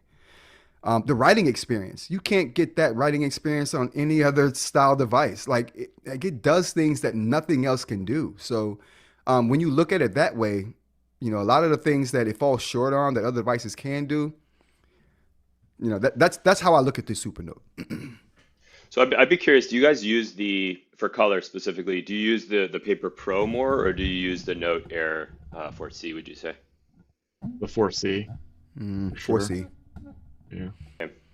I don't use color, but here's what I'll say about that. I think Remarkable entering that space with the Gallery 3 really forced Boox and others to get more creative. Or maybe even, I know they're competing against themselves because, dudes, I got like hammered from the last live stream because I did not know the Gallery 3 and uh, Kaleido were both made by E-Ink. I mean, I got like blasted. So they're kind of competing against each other in a way. But to me, with the new Rod, you showed that backplane and the way that works, and then the even front lighting on the Kaleido, and I think Khalid did a really good job of showing that comparison between those.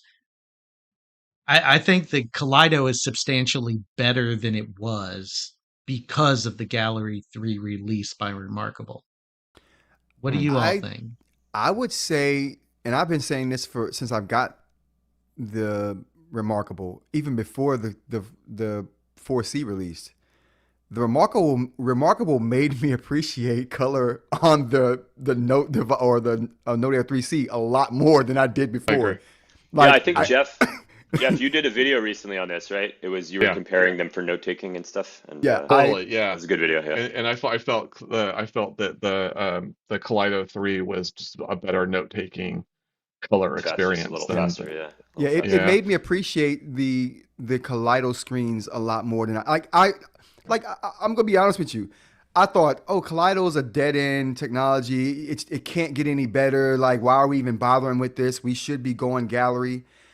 But when I saw what Remarkable did with the gallery, not that it's trash totally, but it when you try to manipulate images and you are in the flow of working, it's just way more efficient to do those things on a Kaleido screen than it is a gallery screen. The gallery screens to me are good for like textbooks, Mm, color PDF viewing. Like if you're manipulating stuff, I don't think it's a good choice.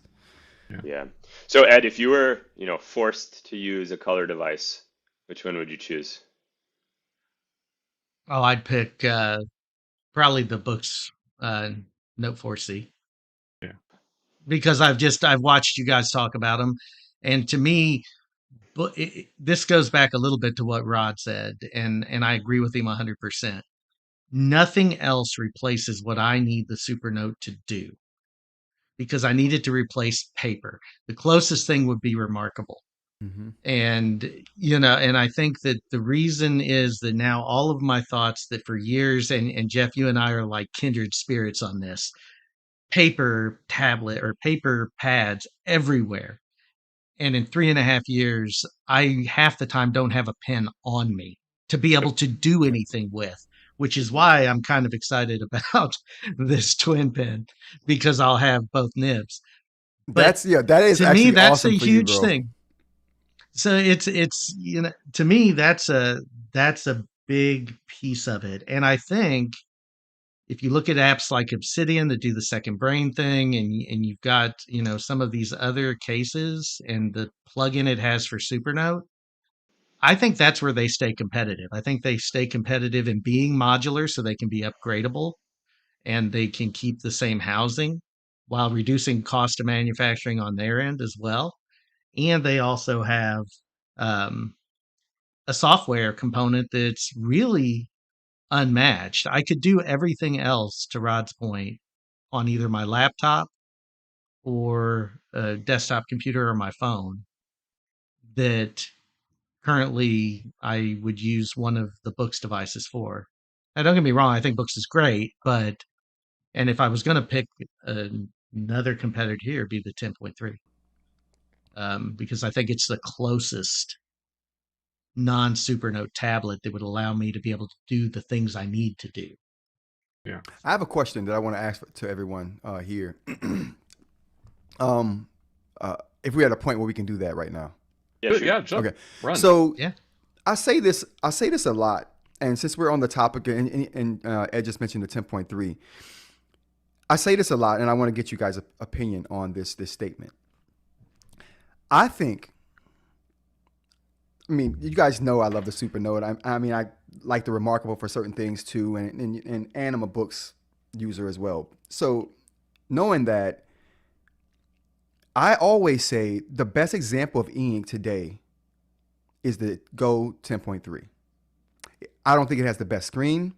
I don't think it has the best design. I don't think it has the best writing experience.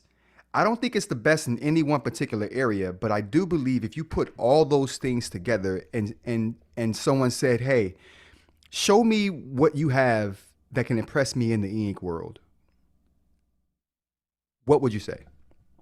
Well, that's my answer, but what would you guys say? Well, my first reaction is I don't know if I necessarily agree with that, but it's a really good device. Like I'm not, it doesn't surprise me that you or other people would have that particular opinion. And I don't even know if I even have a better one. It's on our list, right? It's on Mhm. one of our 5 devices. It definitely belongs there. Um, So that's not a far out statement to make. no, Okay. no, no, no, no, no, no, no, No. not Okay. totally not a Right. far out statement. I And I just think tend to, I think that yeah, go device ahead. took a lot of people by surprise. Like It people did. weren't expecting that to come Me out at all. included. Yeah. Yeah. Yeah. Yeah. I would rather Eh, write on the ViWoods than I would on the Boox 10.3, but I might be a little bit biased on that.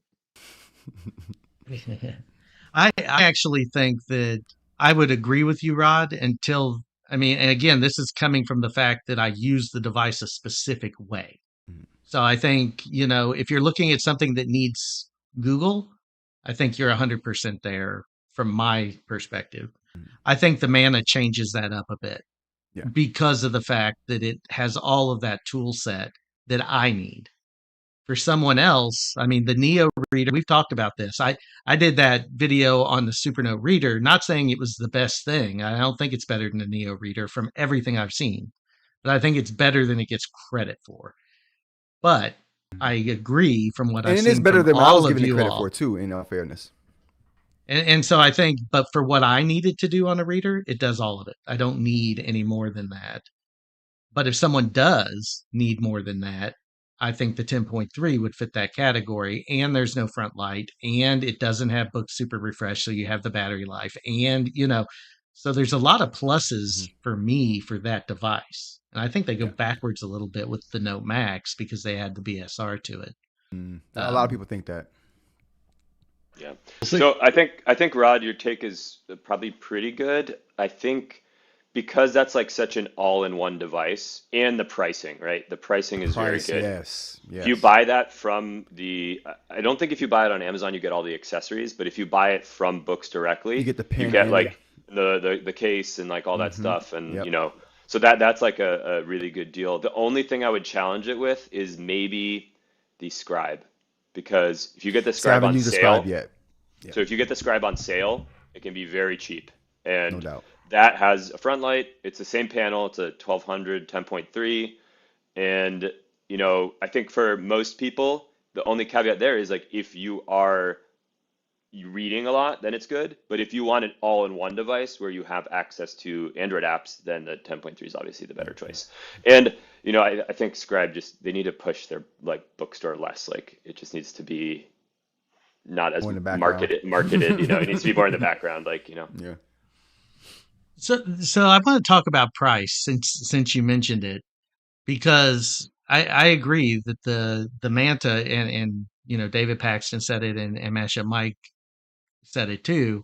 It's a pricey device. I'm not going to sit here and tell you it's cheap. I agree. Again, I think part of what you're paying for is potential upgrades and maybe length of time that you may own the Yeah. device. And if you're someone who already owns the peripherals. So it depends how much they change the peripherals. Like me, I have no reason, if I was buying this device today and I sold my A5X and got a couple $100 out of it, didn't buy a pen, and just bought the folio, I could get a pretty decent deal for a brand new piece of technology. So I don't know. I mean, I get it. Trust me. I 100% think that the Go 10.3, that's another thing that sold it, was the price. Mm-hmm. Price is good. The price point is really good. I think people thought this would actually be more expensive.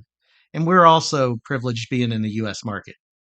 Let's be Yes. perfectly honest that Yes. it's way Yeah. cheaper here Mm-hmm. than it is everywhere else. I have friends and subscribers who are telling me, Ed, dude, this thing's $900 by the time we add all the taxes and Shipping import duties charges. and everything else on Yeah. it.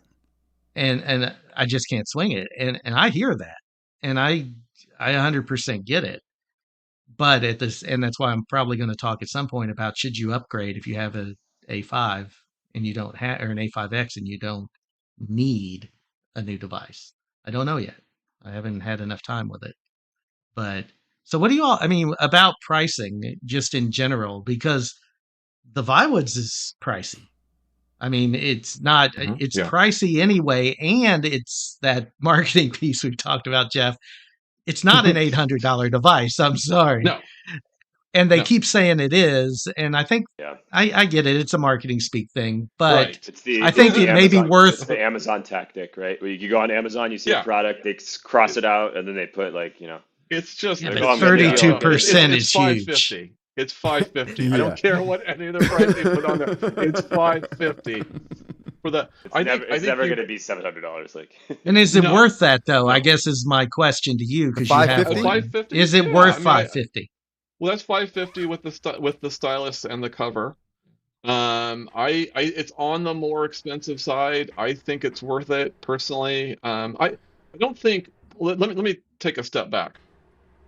And by the way, kudos, Ed, for calling out the fact that depending on the market, the prices are different. So, yeah, that is a strange phenomenon we're noticing, particularly with the Supernote device for whatever reason. So I'm only talking from the perspective of the US market. So my apologies, because I know that a lot of the viewers here are not necessarily all in the US, but it's just the reference point I know the most about in terms of pricing. Um, I tend to think that below 600 for a good device is a reasonable amount for me. That's just my personal. And if you look at where the marketplace is, you look at the ViWoods, you look at the Note Air, which is at 500, fully bundled if you get it from the site. You look at the Go, which obviously is under 400. Like, I just think there's a window there that makes sense. When you get above 600, I think that, which is where Big Me constantly wants to be for some bizarre reason. I think that that value, even if it's a good device, that seems a little more expensive to me. But the Supernote price did not bother me at all. In fact, I thought it might sell at 500 just for the device. So it actually kind of came in lower than I thought. Same Yeah, here. and if you went with the push-up pen, all in before taxes is 577. So, but that's the problem, the taxes and you know. It is, but listen, if price is an issue, you can get a $20 stylus that will work on the Yeah. Supernote from Amazon. yeah. So don't worry Yeah. about And you've had a year to save up, right? that.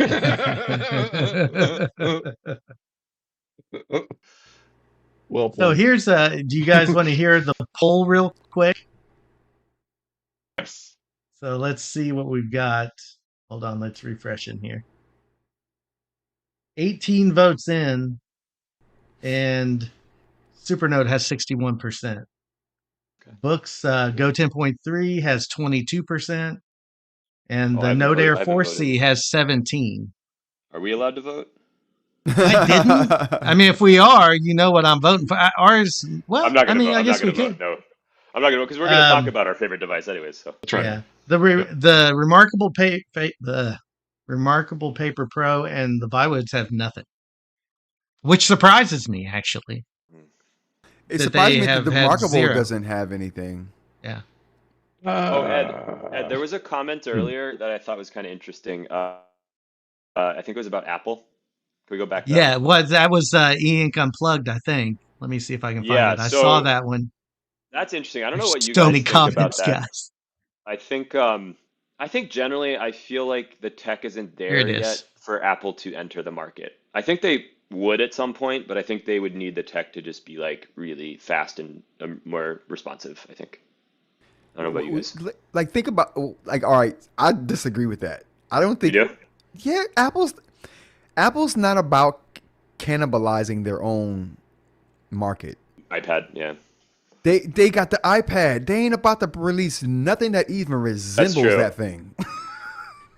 I Like, was at the library the other day, and I was walking through like one of the study halls in the library, and like I'm not even kidding you, there were like 20 students on iPads with pencils. You know? Hmm. iPads are what students. It used to be MacBooks were what, like, you would get the white plastic or the black plastic MacBook back in the day when I was in college. Everyone would have those. Those are all turning into iPads now, Hmm. Yeah. Yeah, especially with that script. kind of in a similar vein. Because this question's come up a lot. I mean, the fact Apple moving into e-ink is a topic that is talked about a lot in Reddit for a while. I just think that Apple's all in on LCD type or OLED, that family of screens. I don't know why it makes sense for them to move into e-ink. I just don't.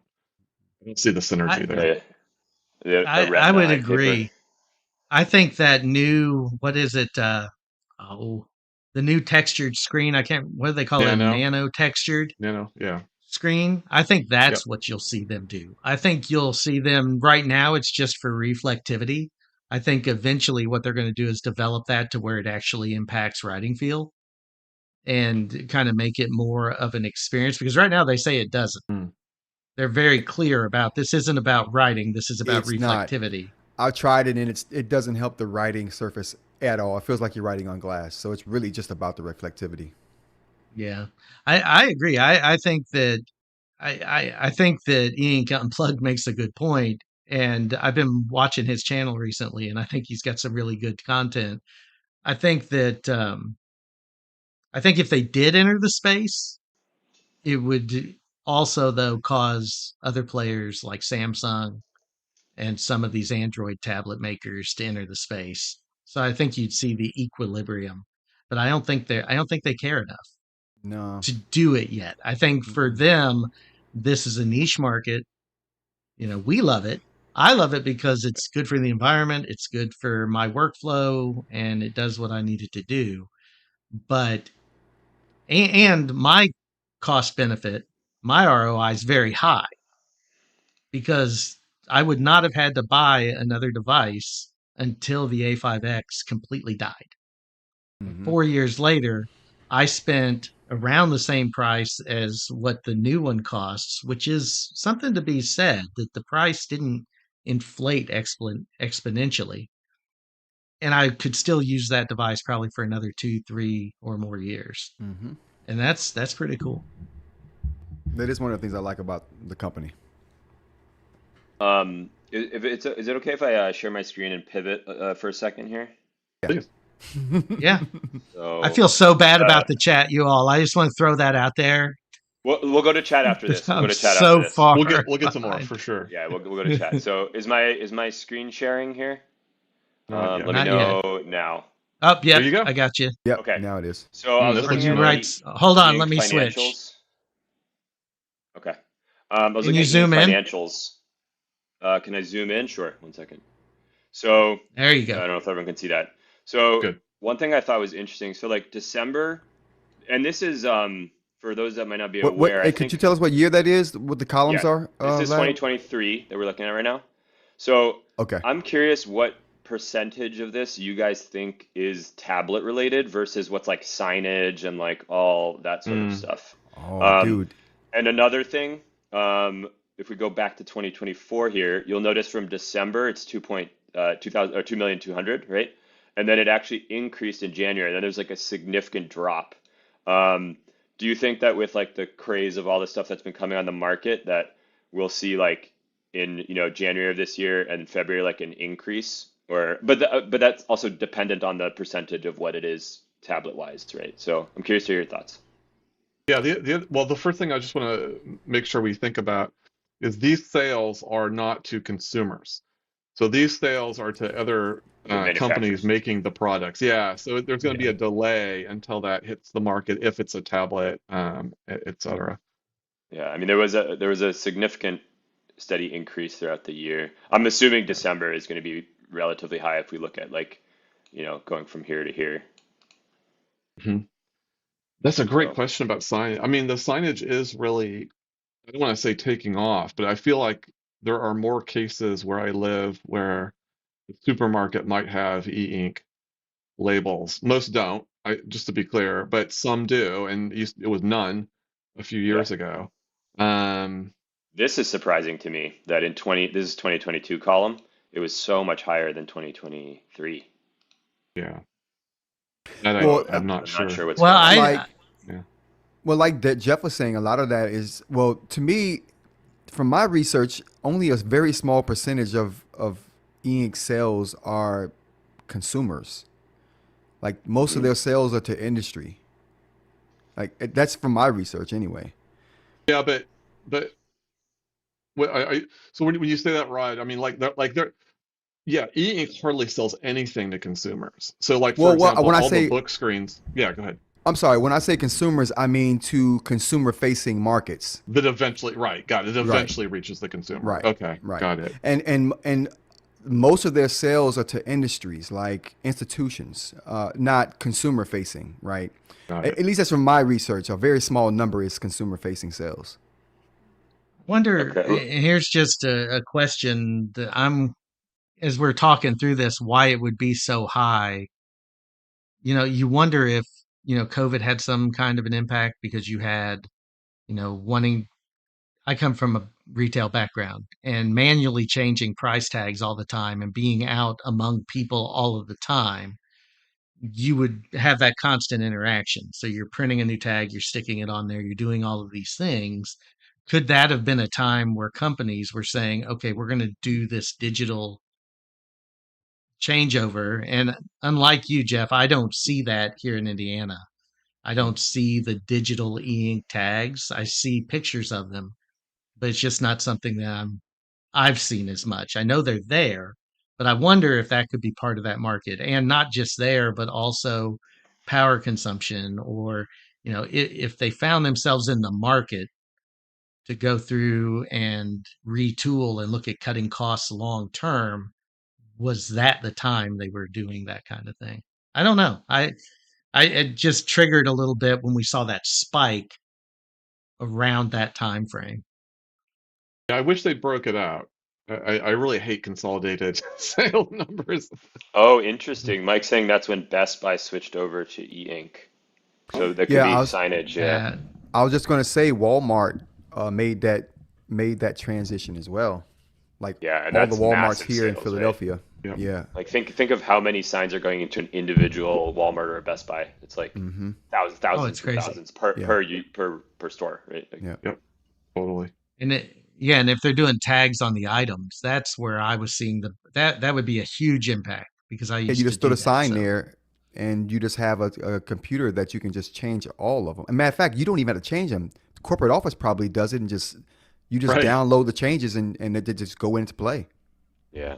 In my city here, we're even starting to see like outdoor kind of informational like e-ink things pop up. It's pretty cool to see. Hmm. all right, let's jump. Let me refresh the poll. Let me drop the poll one more time for everybody. And then let's jump in really quick. And remember, this is your favorite 10-inch plus e-ink device. So, and of 2024. this of 2024, and this is it's only on Patreon, not to drive you all to my channel over there, but because you can't add more than three or is it four Yeah, options on you're YouTube. well. Everything I read says you can put 5 things in a poll, and then I tried to do it on my phone. I tried to do it on my laptop, and it only let me do No. 4. Yep. So let's we got I'm trying to find, there's so many things here. There was one I wanted to get your reaction on. Where is it? Well, there's so many guys. This is awesome. Thank you all, by the way, for tuning in. Yeah, Thanks definitely. That's a Thanks. great. for Yeah. the Appreciate you guys for chat. sure. This is crazy. We're still at 40 concurrent. I mean, this Oh, that's what's up. is Yeah. it was one about, and I'm not going to be able to find it. I'll see if I can look on it, but I want to throw it out there. Somebody said that they loved what Remarkable did with the Paper Pro, but they think that's probably as far as that Gallery 3 screen can be taken. Jeff, you've worked with it. Vlad, you've worked with it. Yeah. Rod, you've worked with it. And Jeff, you dealt with the original iteration of it. Yeah. What Yeah. do you think? Do you all agree with that? I know where that sentiment comes from, and I feel probably the same way. The only thing that gives me caution, I'm not a tech guy in terms of like There we go. literally, you know what I mean, like engineering, right? So I don't know what the limitations of the tech are. It does, but reinforcing that point, like with the Remarkable, when you write with color, it has strange behavior, right? As you're writing it, both in terms of sometimes you get what I call snaking, where you're drawing and then there's an image that follows you, and then it renders again into a different color. I mean that was the same between the Big Me device, which was the Galley, and this Remarkable device. I have to believe if they could have fixed that, they would have. So that's what kind of tends for me to feel like, yeah, maybe this is as far as it can go, because that's not a great effect. Well, the E Ink Corporation has a few different um, ways that they handle color, right? Kaleido isn't the Yes, only way that they have to handle color, right. but I think Kaleido might be the most limiting way they have to do color. It can't produce a black. Not Kaleido. I'm sorry, not Kaleido. Gallery. My bad. What am Gallery. I doing? Yeah, Gallery. It. They have many different ways to produce color on e-ink. Gallery is one of those, and then they have two other methods that they produce color with three pigments. I think the Gallery version of that just uses the blue, yellow, and pink, and I think that's a very limiting mixture for if they're trying to make all the colors. Four. It's white, cyan, magenta, and The yellow. blue. Oh, you have the yellow. Yellow Okay, and yellow. my Yeah. bad. Yellow. Mm. The four colors. So, but that's to me the most limiting scheme that they have, or to make colors, because you can't produce a true black with that. And for whatever reason, the yellow is just a dominant thing that happens on that particular screen. Mm. That to me is more disturbing than the reddish hue on the Note Air 3 or the Note Air 3C. So I mean, I can deal with that, the hue of the red, but the yellow is just, I don't know why it bothers the crap out of me. So and that's just something that's if I'm not mistaken, that's a Gallery thing as well. But I think Gallery was the bad choice to choose for color when they have other choices that can produce the colors that they want to produce. So I don't know. It seems to me just like weird that they would choose that to use, especially for a writing device. That, like, if you can't produce a black in a writing device, that's a drawback to me. I gotta tell you, I know people Oh, like rip me apart for this, which is fine. It's totally fair, but it looks black to me.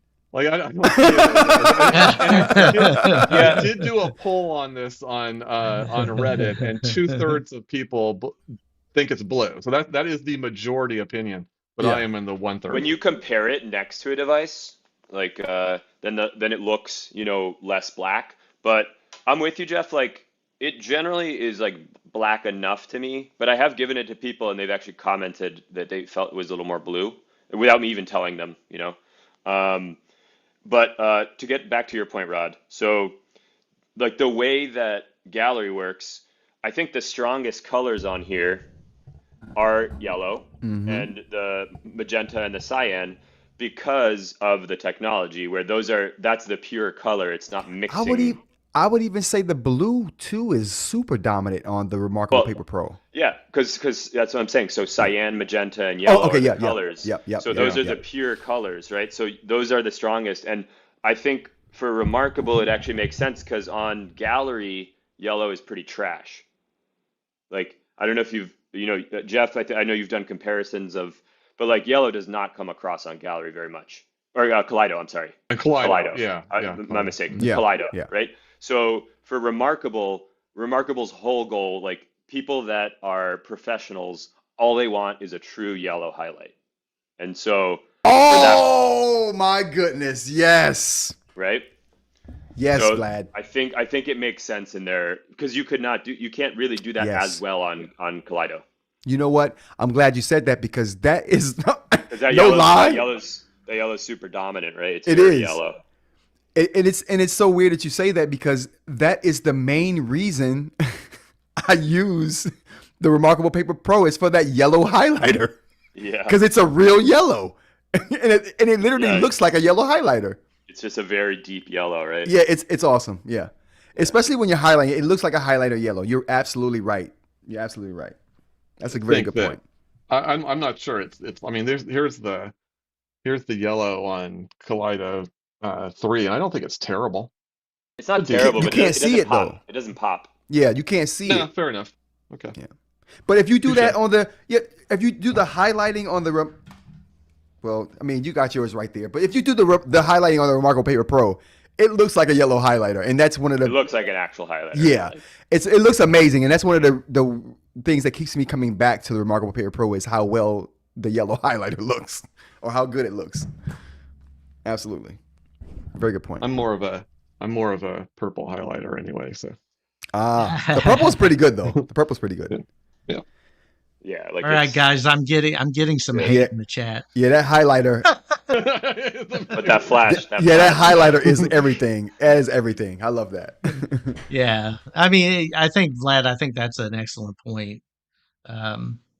This wait a minute, where is it? This is one I think that's interesting. Ink is not good for all arounder use cases like iPads or Right. Samsung tablets, so it's not Yeah. good enough yet.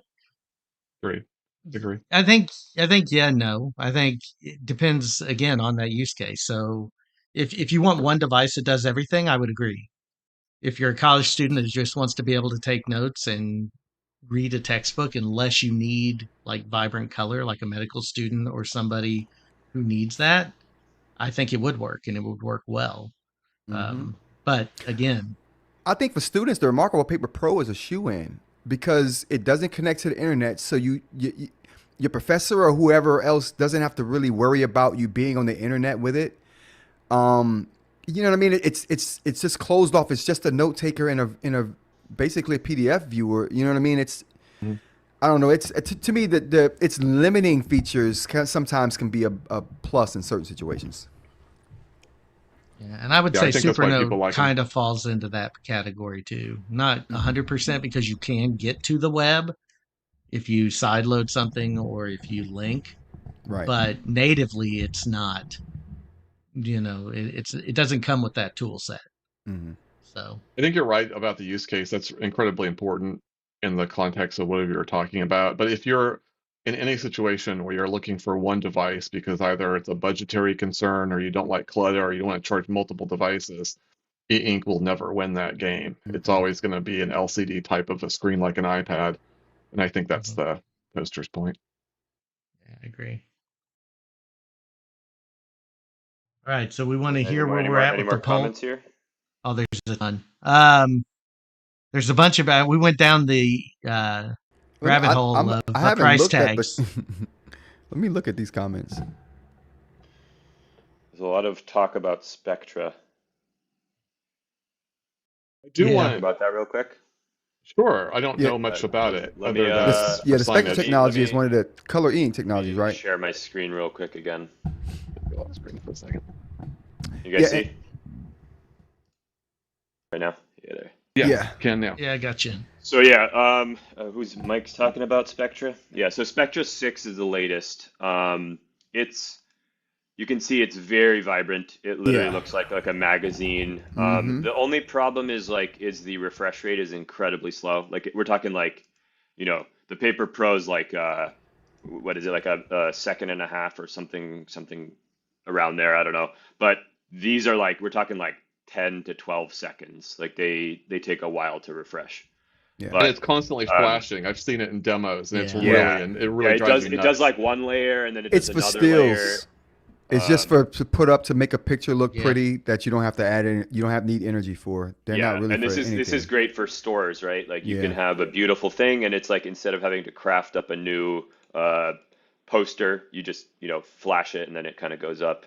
But it's using they make some smaller ones too for signage, but it's using a kind of different approach here as Yeah. well. It's got the There's blue, another red, and technology the they yellow. have for color too, other than Spectra and galleries. One more they have. I think it only uses 3 colors though instead of 4. Yeah. But regardless though, there's different tech out there that could be used that just to better advantage. Maybe gallery's the quickest of all the color technologies they have, but it's definitely not the best. Well, Gallery 3 and Kaleido 3 are the only techs that e-ink has that could work in a consumer device. None of the other ones are acceptable. Mhm. Like that's, believe it or not, like even if, no matter what you think about those two, like it is the best of what e-ink has. Mhm. This, by the way, is my prediction for See it right 2025. here. I think the See it right here big flashing. news, Oh yeah. the big news for And then it'll next do another year. layer. Yeah, And no, then it's watch when that. it It drives me finalizes. nuts Yeah. just looking at that. Yeah. Yeah. Look back here again. But it looks so Maybe it good looks when it better in finishes, person. right? It looks so good when it finishes and renders here. But yeah, it's terrible when you're actually looking at it. Yeah, and that Yeah. goes straight to use case. There's no way I would want a device like that. No Yeah. way. Yeah. Yeah. Yeah. So definitely not going to see this on a tablet anytime soon until it's like, I don't know, Spectra 20 or something I'm going to stop sharing here. So my big prediction for 2025, I think the big news is going to be e-ink is going to announce a new consumer grade color technology. Wow. That's my Ooh. You prediction. think soon? Next year, I think You 2025 think it's going next to year? happen. Okay. By the way, I have no inside knowledge. That's my gut. My gut tells me that's what's going to happen. I would love for you to be right. Well, absolutely. I think- Absolutely. Something that works better than gallery. It may even get me excited about it, Jeff. I don't know. I mean, I'm like, I feel like the Luddite now. here. I mean, seriously, I feel like the Luddite because people get so excited about the color screens, and I'm like, dude, I just wanted to do notebook replacement, and I feel like and I'm so like on the forefront of like educational technologies and stuff, and like I love that stuff, but I'm convinced in those use cases, this not yet. I just don't. The closest thing vibrancy wise is the Gallery 3. The closest thing utility wise is Kaleido. But neither are great to me. I mean, they're not enough to convince me to go out and buy a device. And I think My that's money would be on Kaleido though. I'm not gonna hold you. I think Kaleido is It's the just that. easiest. Like it's the simplest to do, and I think it's the easiest to iterate on too. Like all they have to do is make the filter like more transparent. You know what I'm saying? Get the contrast up. I mean, there's options. Remarkable I have Paper something to Pro say. got a sympathy vote, by the way. I have something to say, Jeff. I have to interject with your statement earlier that you're not a tech guy, because Oh. you have a YouTube channel. I've been to your house. You have an Alienware curved monitor. You have a built What? PC. Like you can't true. say you're not a tech guy. Oh yeah, definitely. Dude, your latest I- video has a Vision Pro on your face. Word, How can you say-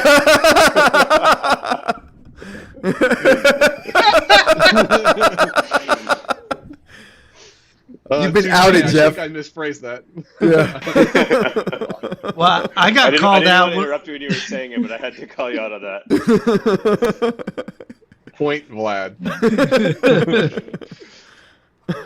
Don't worry, Jeff. I'm right there with you. I accidentally said I wasn't a creator. I think it was during a live stream with Rod, and somebody said, "Dude, creator, Word. you got a YouTube channel." By definition. Okay.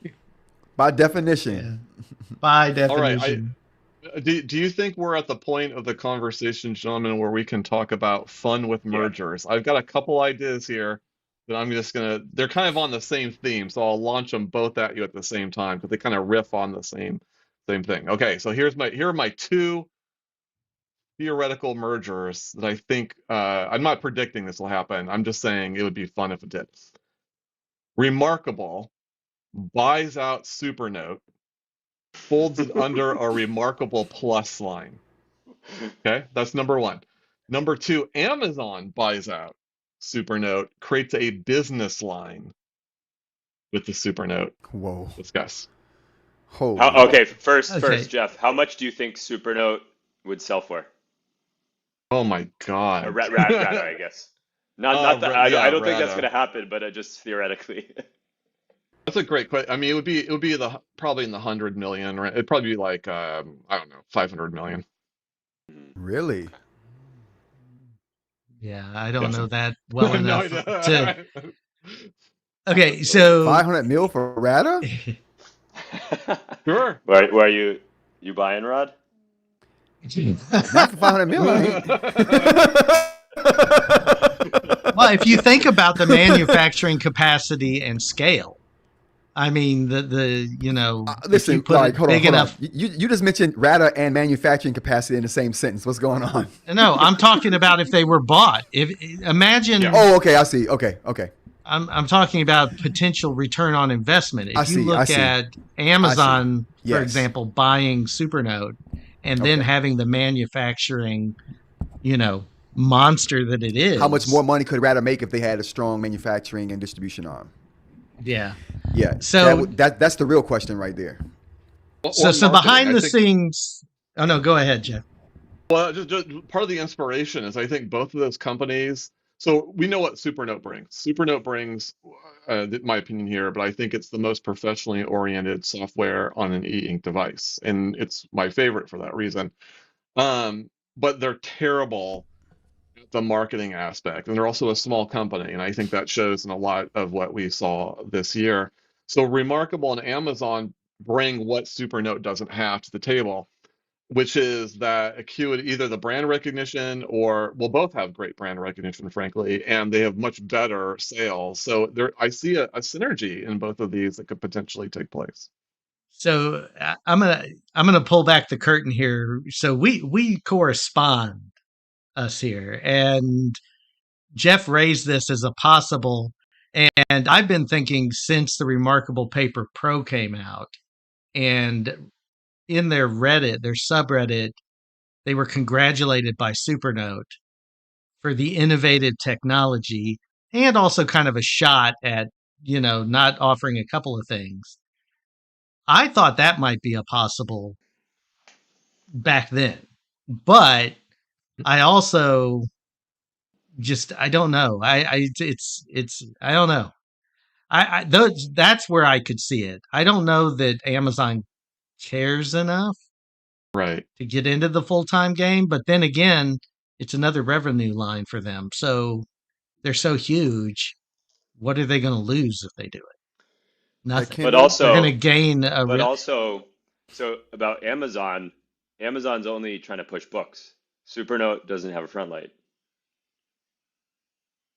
True, but Amazon also sells a lot. They're really active in selling to businesses as well. And we think of it as, obviously as consumers, but if they felt like they could go to the enterprise with Supernote's products and they have to do it, that might be where it might make sense. Could they do that though? Could the Supernote be an enterprise device? Oh yeah. Yeah. Okay. That's That's why I was asking. I have no idea.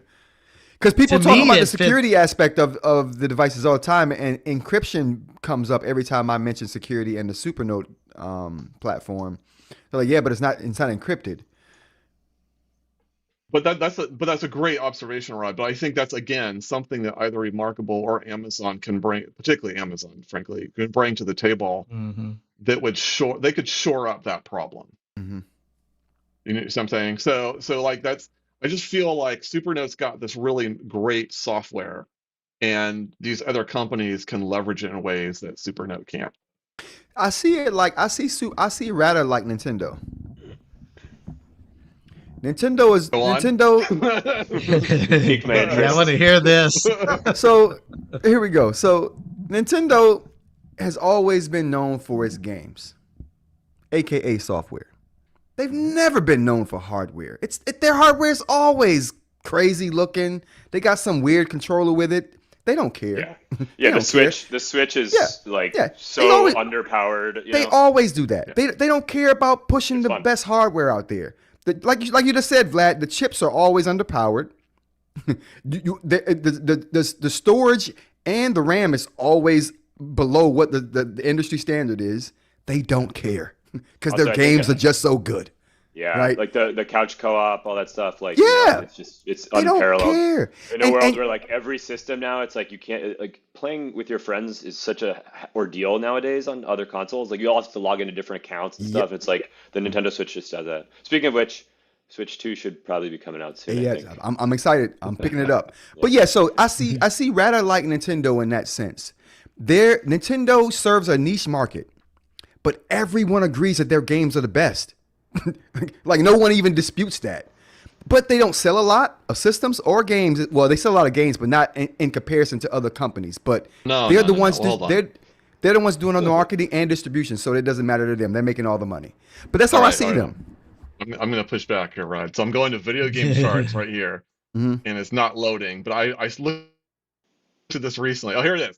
Okay, so the current console generation, the Switch has sold 145 million units, the PlayStation 5 64, and the Xbox Series 30. Now, I will All grant right, you hold on. that But I will it's been- grant you been that out a the lot Switch is longer. the older device. Yes. Okay, so they've had more Okay, time. so let's But not by some months. 145? We talking years.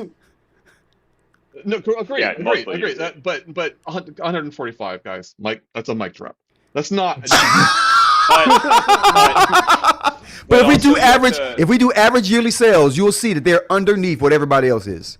Okay, but Jeff, I'll challenge that with like you have to consider also that the Switch is a portable device, and like you could argue too like the PS5, they have the PS5 like the Portal controller, like that would technically be like the same thing as the PS5, right? Because you're running. But no, But I'm not yearly- saying they sold a lot of those, but I'm just saying because it's portable, they end up selling more, I think, and they've just been out longer.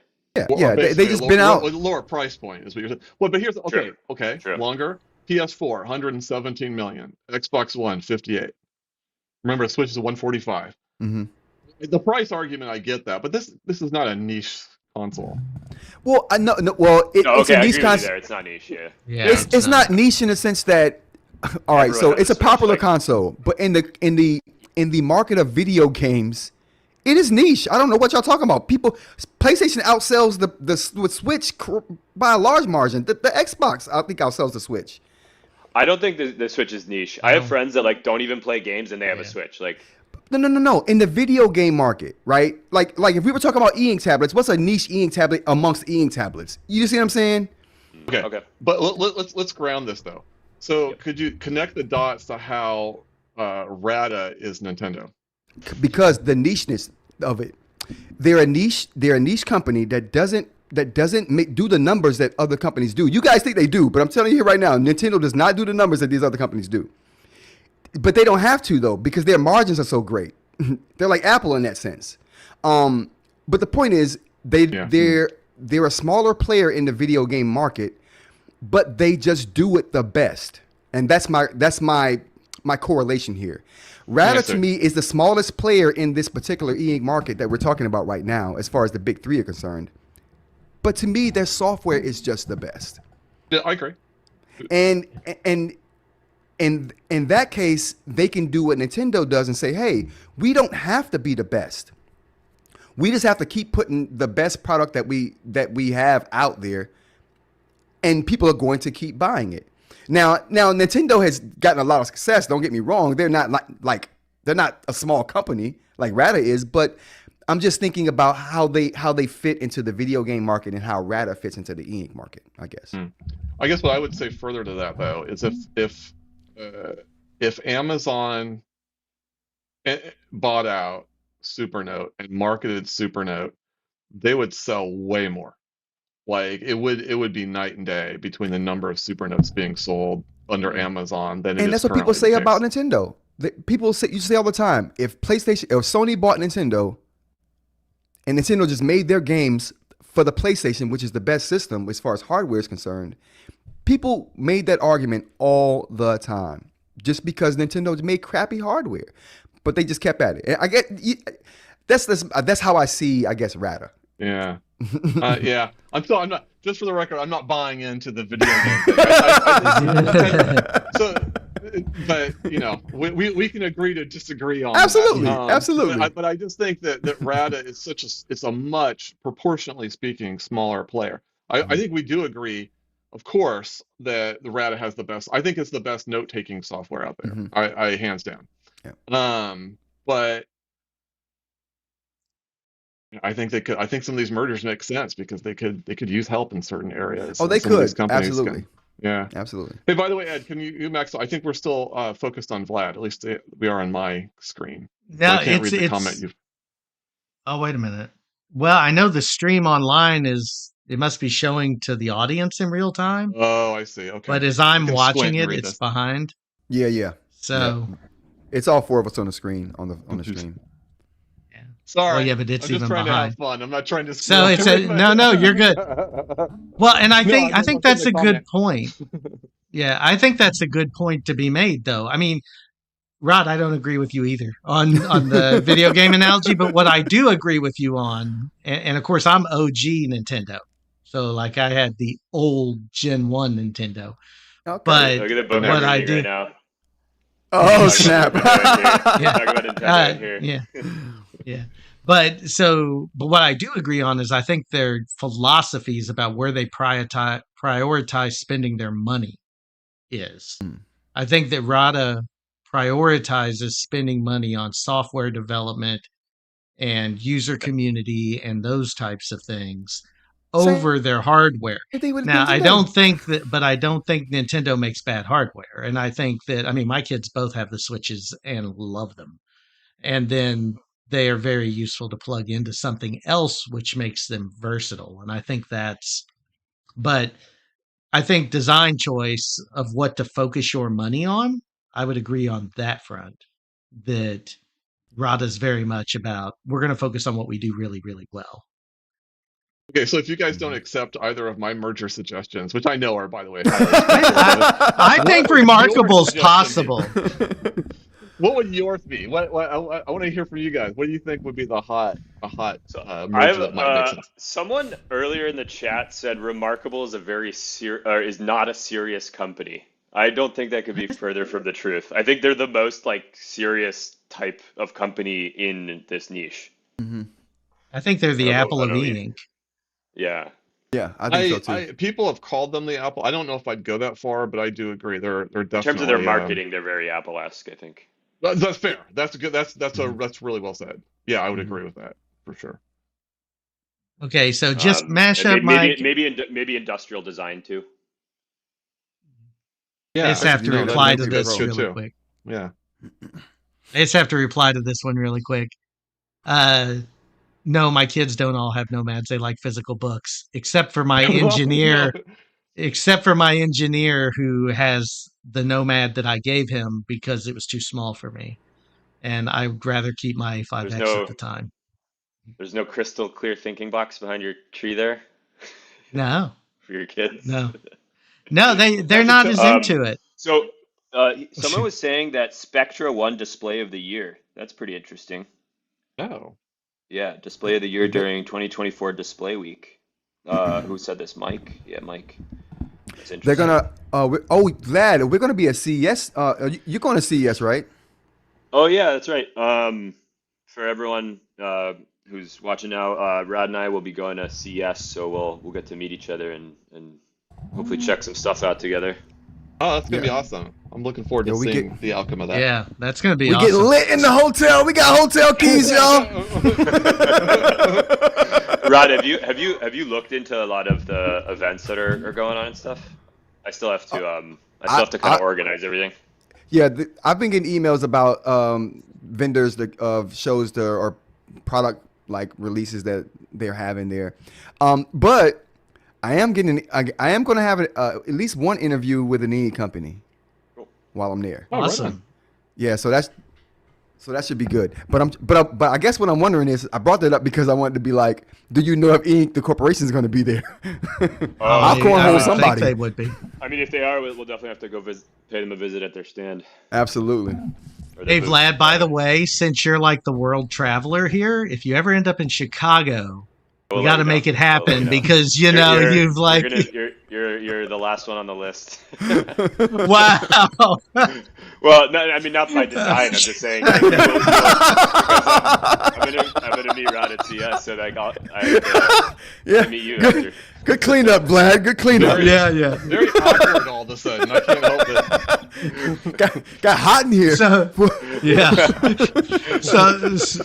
So let's get back real quick to Jeff's point because I think Big Me's in trouble. Yes. And I think that because didn't they just acquire Pocketbook? Pocketbook bought a share of Big Me Okay. for the beginning of the year.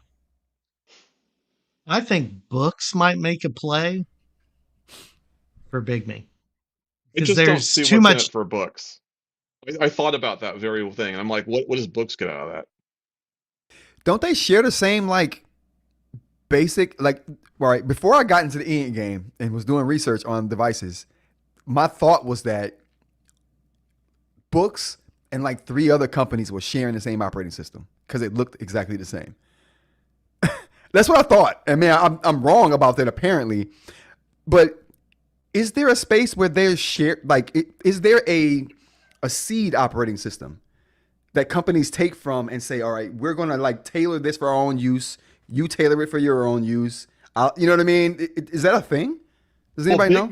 Big Me has sold their UI to other companies. Gotcha. Okay. So that's happened. I'm not aware of any other manufacturer doing that. Okay, because there was a lot of manufacturers whose operating system looked the same to me for a while, and I was like, oh, so Yeah. there must be sharing. so Jeff, it's like you remember we were talking not on camera, but when I was visiting, we talked about the Rare 2.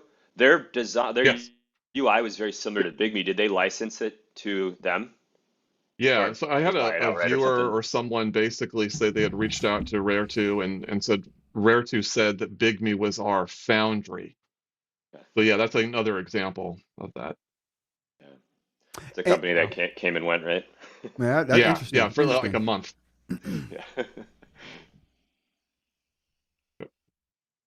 Oh, So are we somebody at the brings up point? a good point. Hold on. Somebody Yeah. brings up a good point. They're not sure if it would be allowed. I don't know how and this is my ignorance, folks. I don't know how mergers and acquisitions would work on the Chinese mainland. I just don't. I So don't know I, how I that could buy, works. yeah, I could buy into that if the concept was that Books is looking to crush Big Me. If you know how sometimes you buy out your competitors and then you Oh, yeah. just take their talent and then get rid of their stuff. I could see that happening. And there's a lot of, and correct me if I'm wrong, though, Jeff. I mean, but to Rod's point, and you too, Vlad, like the global handwriting, first time I ever saw it, Jeff, was on your channel with a Big Me device. And then Boox Right. came out with something very similar on their devices. And the refresh What do you technology mean when is you on say both the sides. global? What do you mean when you say global handwriting? Global handwriting, so that's a phrase was used by Big Me. It comes with Mm-hmm. 3 things. One thing was a way to kind of interact with apps like OneNote, where you'd write on it and then it basically renders it into the app itself. And Books has had an equivalent of that for a little while. The second one is where you can take kind of an image and then write on the image. And then Books kind of match that with something called FreeMark, I believe, Oh, like recently. ViWoods has you swipe in from the top Yeah, corner, kind of like that. Yeah. that's right. That's right. And then the third thing that no one's replicated is that you can create it basically wherever you're at, you can write on the screen, and then save it into a notebook. And so you can collect, for example, you can have a notebook that might have a screenshot with annotations from a web browser, from a book, from your notes. It could all be in this one notebook. It's a little clunky to use, but it's kind of a cool thing that I've highlighted in the past. Interesting. Interesting. Yeah, it's pretty cool. Somebody, Jay says, it's the only good thing Big Me honestly has.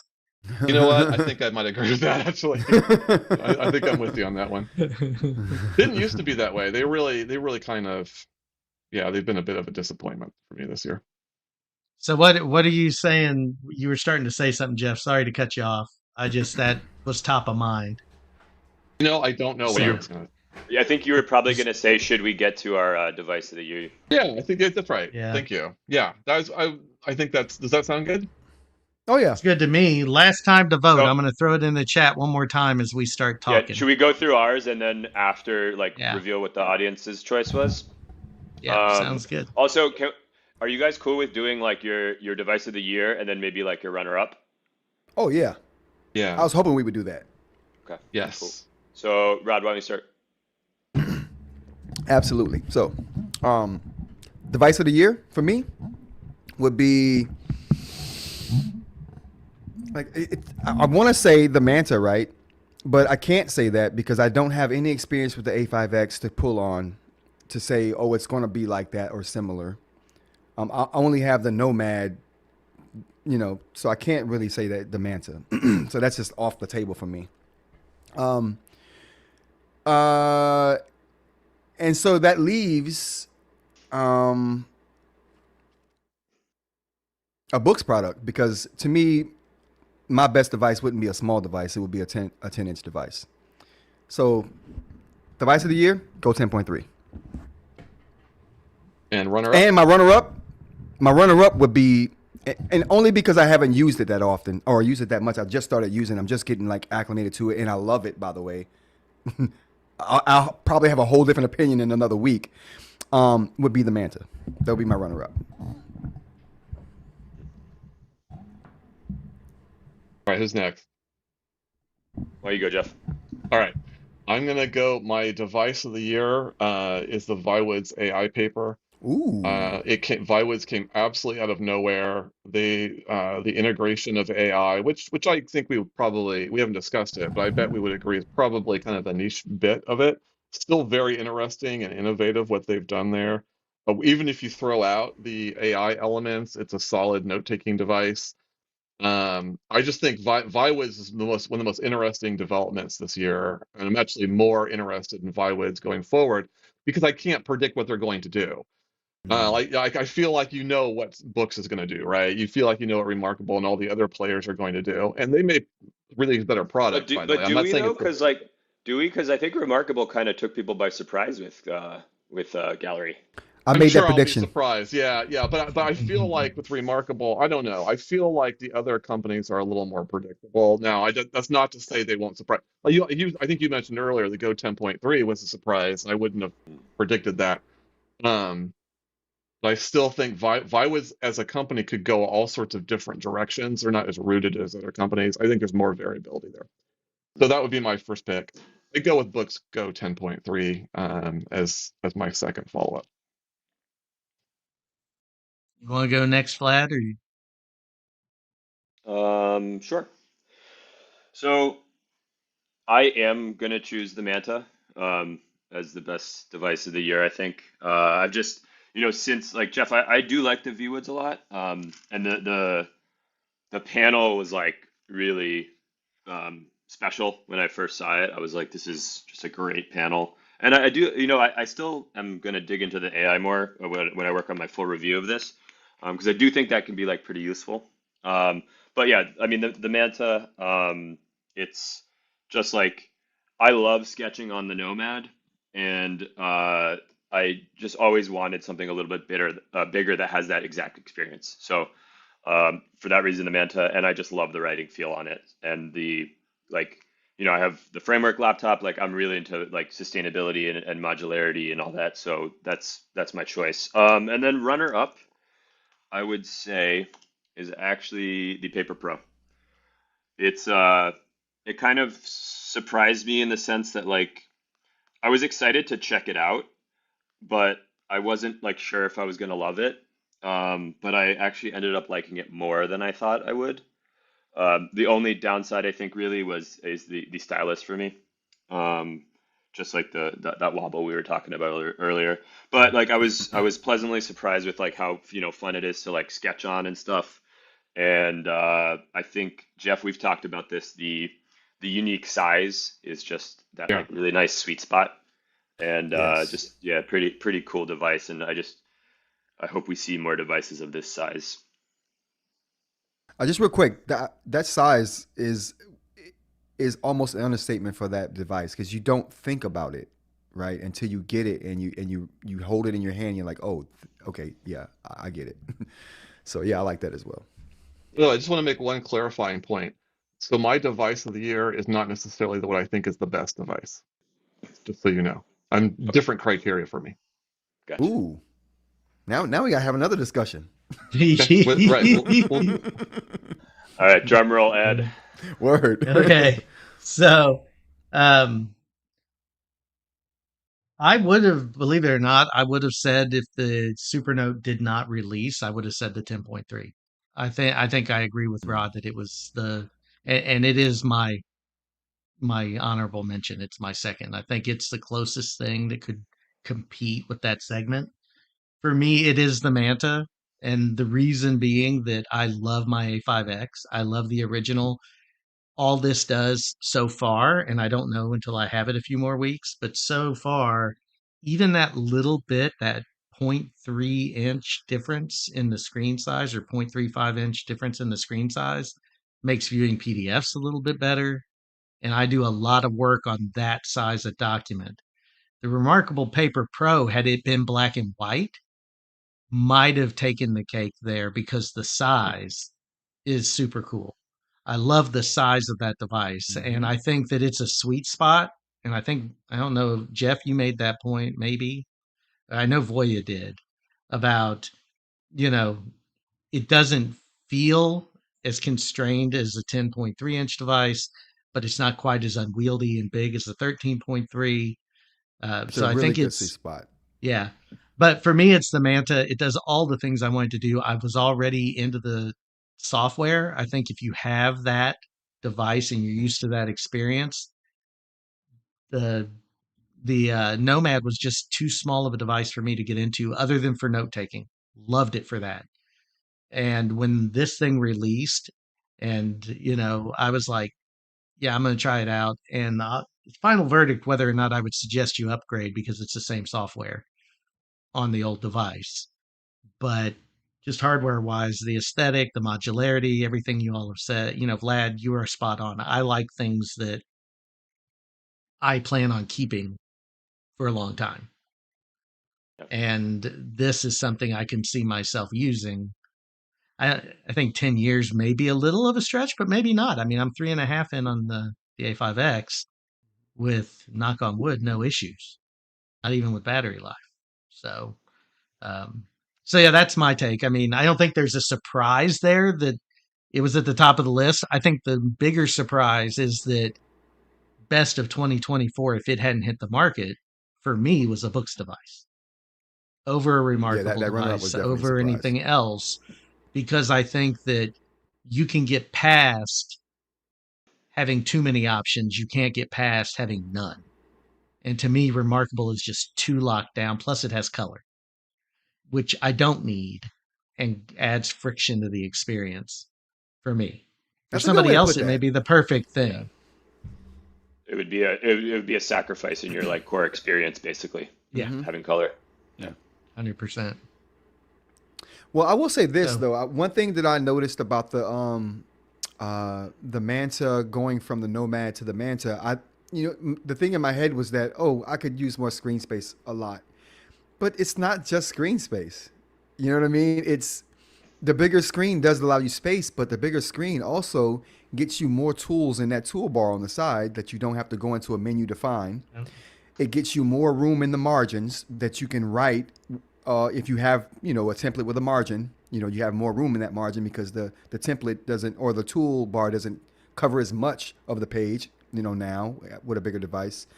There's lots of little things that I didn't anticipate improving. There we go. It makes whatever you're doing more efficient. Whatever you're doing on this device, having the 10-inch device is just going to make that more efficient. I agree. Mm-hmm.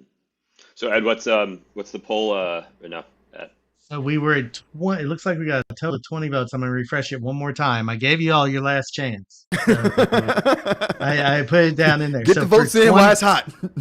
for 20 votes, or for 20 votes cast, number one, Supernote at 60%.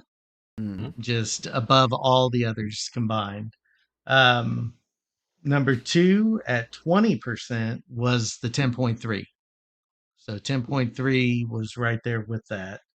The Note Air 4C came in third at 15%. Remarkable Paper Pro came in at 5%. And the ViWoods got nothing. So, wow. Which I'm surprised, quite frankly. Surprised by the Paper Pro. I'm surprised by the Paper Pro. I'm really surprised at the Paper Pro, but the ViWoods too, because I think the thing it does have that's innovative is the AI, but I don't think it's well thought out enough yet. I think they need to do a lot with it being device aware. And I think, Jeff, I don't know if you made that point, but somebody did. If it was aware of the device and it knew and it could summarize kind of what notes I've been taking all week, and then give me a report on where my time was spent and what notes I took, that I would see as a really cool thing. That's the only way. But it doesn't do that, does it? It does not, but I'm going to push back a little bit. So I think what you're saying totally makes sense. In fact, going into it, I was thinking, I was imagining what could AI do, and it was very much aligned with that. A lot of people, though, when it came out, there's a lot of people that are not comfortable with AI. So there's this kind of weird thing where the more powerful you make it is the more intrusive the AI is into your notes. So in order for it to be useful, right, it has to read your notes. And I think there was a lot of people that weren't going to be on board with that. So there's this kind of unfortunate thing going on where the most useful it is also going to make people turned off by it. So that's the tough thing there. And don't get me wrong, I'm one of those people. I think that AI can be extremely intrusive, and depending on which models you're using. I mean, it's why I'm a huge fan, and I got almost no views on Conmigo when I talked about that, because Khan Academy has locked it down and said, we're not training on anything. ChatGPT signed an NDA. I mean, none of your data is going to go there.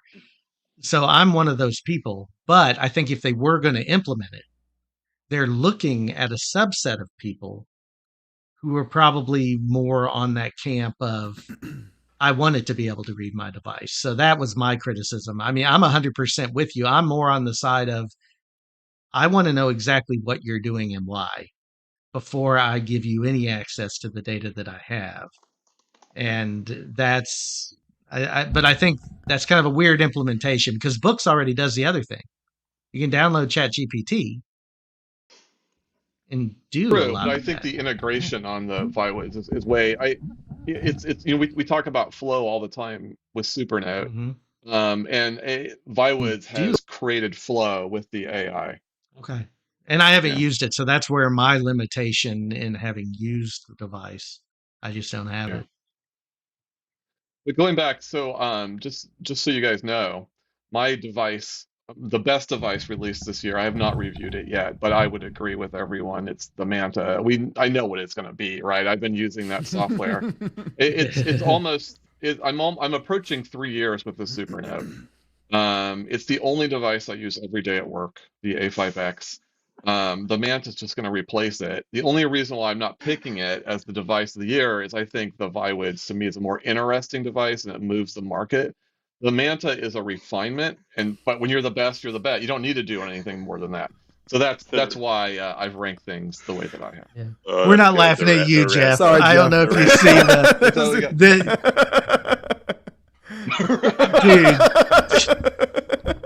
That's a thing. It's a thing. I think that's the comment of the day. That's the comment. Oh, that's good. The Ranta. I love it. So really quick, I thought it might be fun to do outside of e-ink. What was your favorite tech device of the year? Vision Pro. Vision Pro. Yeah, absolutely. Oh, oh yeah. Jeff, have you For me, it would be tried the Meta Ray Bans. Yeah, I was about to say, Jeff, have you tried the Ray-Bans that Rod's wearing? Yeah, mm-mm. Dude, I could not. I can't imagine life without these right now. I'm not gonna lie to y'all. So this is my favorite tech item of the year. That's not e-ink. I mean, they're so great. They're headphones when I need headphones. They're a camera when I need a camera. Listen, tell y'all a story. So I was walking down to the store one day recently, and I saw a guy bothering the store owner that I go to all the time. And so, I'm looking, I'm like, okay, this guy's bothering the guy that's my guy. He's bothering my guy. I'm trying to see what's going on. So, but it's dark. Now, I could have taken out my camera, my phone, right, to record the situation for the store owner. In case something happened, I got the recording of the situation. Now, that's going to draw attention. I would have never pulled out my phone in that situation and let people know, oh, this guy's recording. But you know what I did? I quietly said, hey, Meta, record. That was it. And all I had to do was look in that direction. It's recording sound and video. I don't have to pull out my phone. I'm not conspicuous. So if anything happens now, I got the recording. That was an aha moment for me. I was like, you know what? I'm never going home or I'm never leaving my house without these glasses again. That was it. So that's my story. I love them. You're recording us right now. Yeah. Am I? Yeah. You just said it. So. Oh gosh. Listen, this thing is so good. It hears you whisper. Like you can't even whisper without it hearing you. Like, so if I'm in a stressful situation, like I could be like, hey Meta, record. It's awesome. Yeah. Okay, I'm done. I'm sorry. Yeah. Because Rod, it's got 5 like directional microphones, so it hears super well, Because it has microphones right here. Too. Yes. It's like right next to your mouth. Yeah. It's so great. It hears you whispering, so you don't have to say anything really loud when you're in a quiet place. I could use these in a library and talk to them. That's how good the mics are.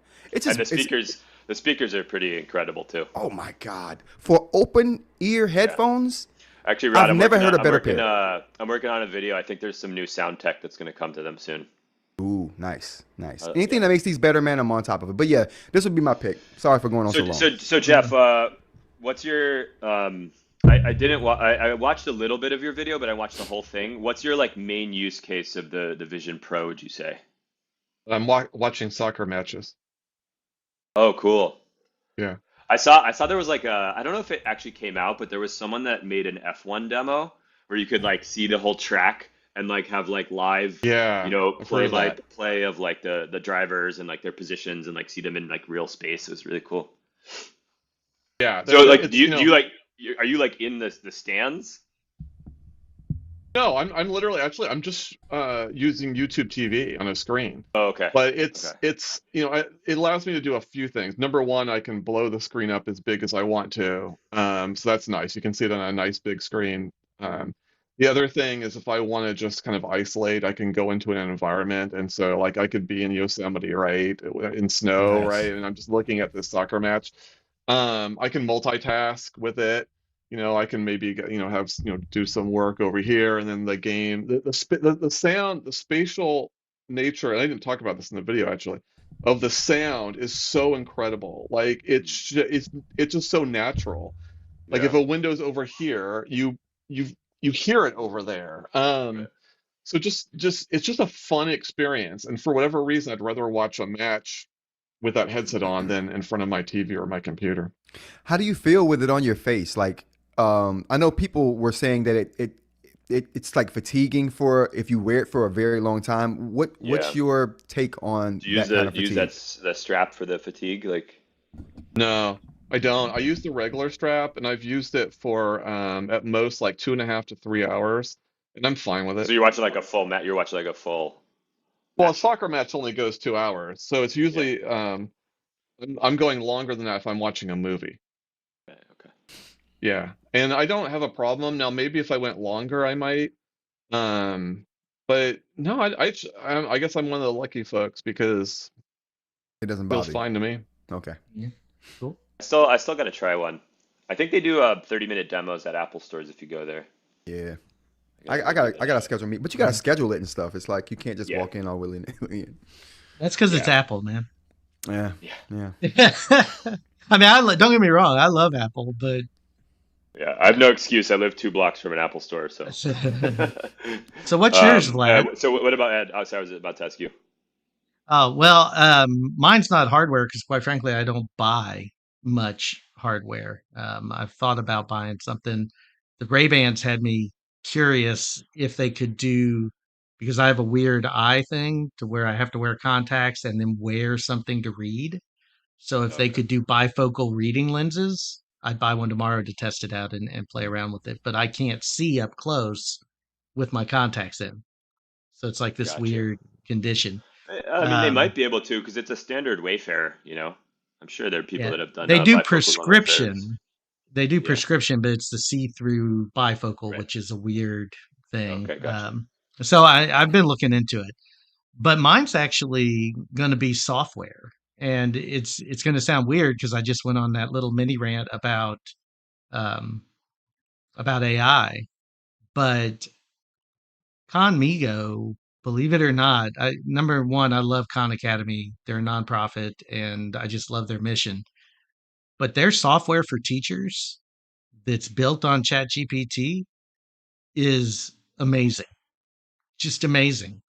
It takes the guesswork and the prompt engineering out. It asks you kind of what you want to do, and it makes you be intentional, but scaffolds it and makes it easy for you to do that.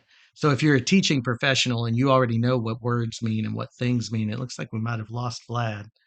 Um, at least I'm not seeing him. Oh yeah. Yeah, he's out. Um, well, we'll see if he pops back in, but I'll keep going. So to me, it's a software thing. I'm excited about a bunch of different softwares, um, but that's one of the big ones. I'm getting an echo on me now all of a sudden. Oh, probably it's Hey, probably me. Sorry, I'll hey, go on mute. Oh, I can you got that's guys okay. can you guys hear me? Yeah. Yeah, you're back. Okay, yeah. You I don't know, popped out. something, yeah, something it cut out or something. It literally, as you were about to say what your thing was, it cut out.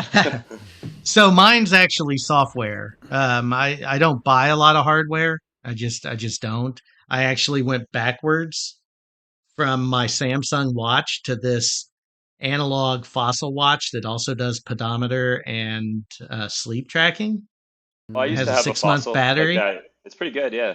Yeah. I lost my one with an e-ink screen, which was kind of the sweet spot, but I couldn't find it.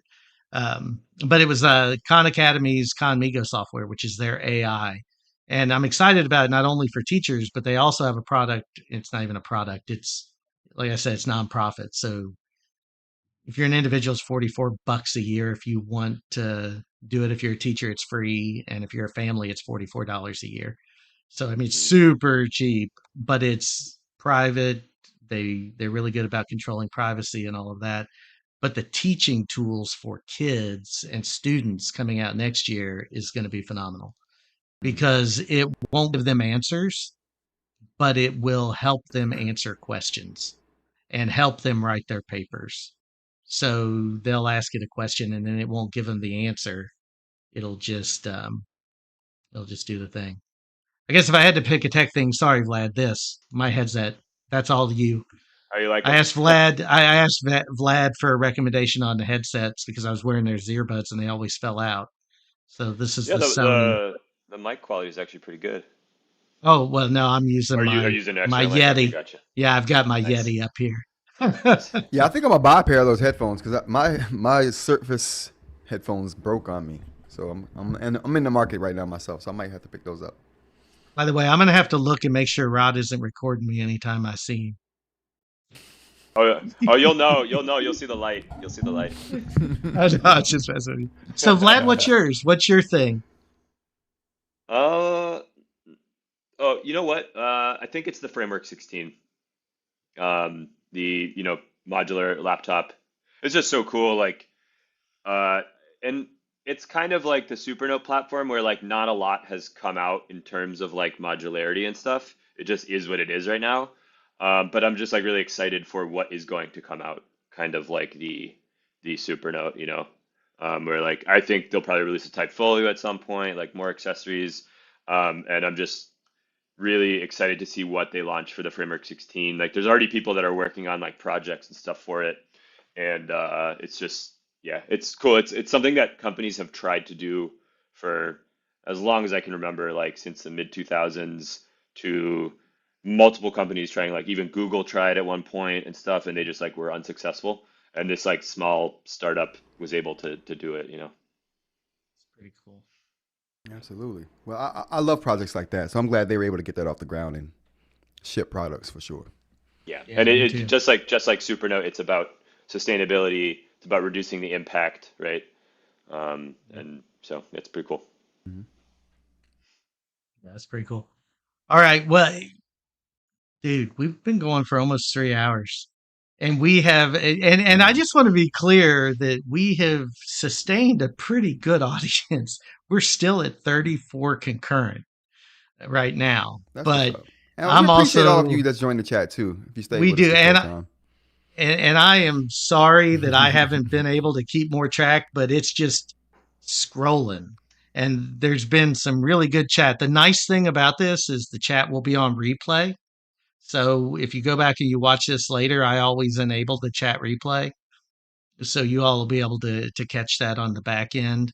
Mhm. But We do one you last know, quick round of chat and then call it. yeah, Yeah. because I'm aware it's almost 10 p.m. here, and I have to be up at 6 o'clock. But let's Yeah, see, what do you? thanks everyone for joining.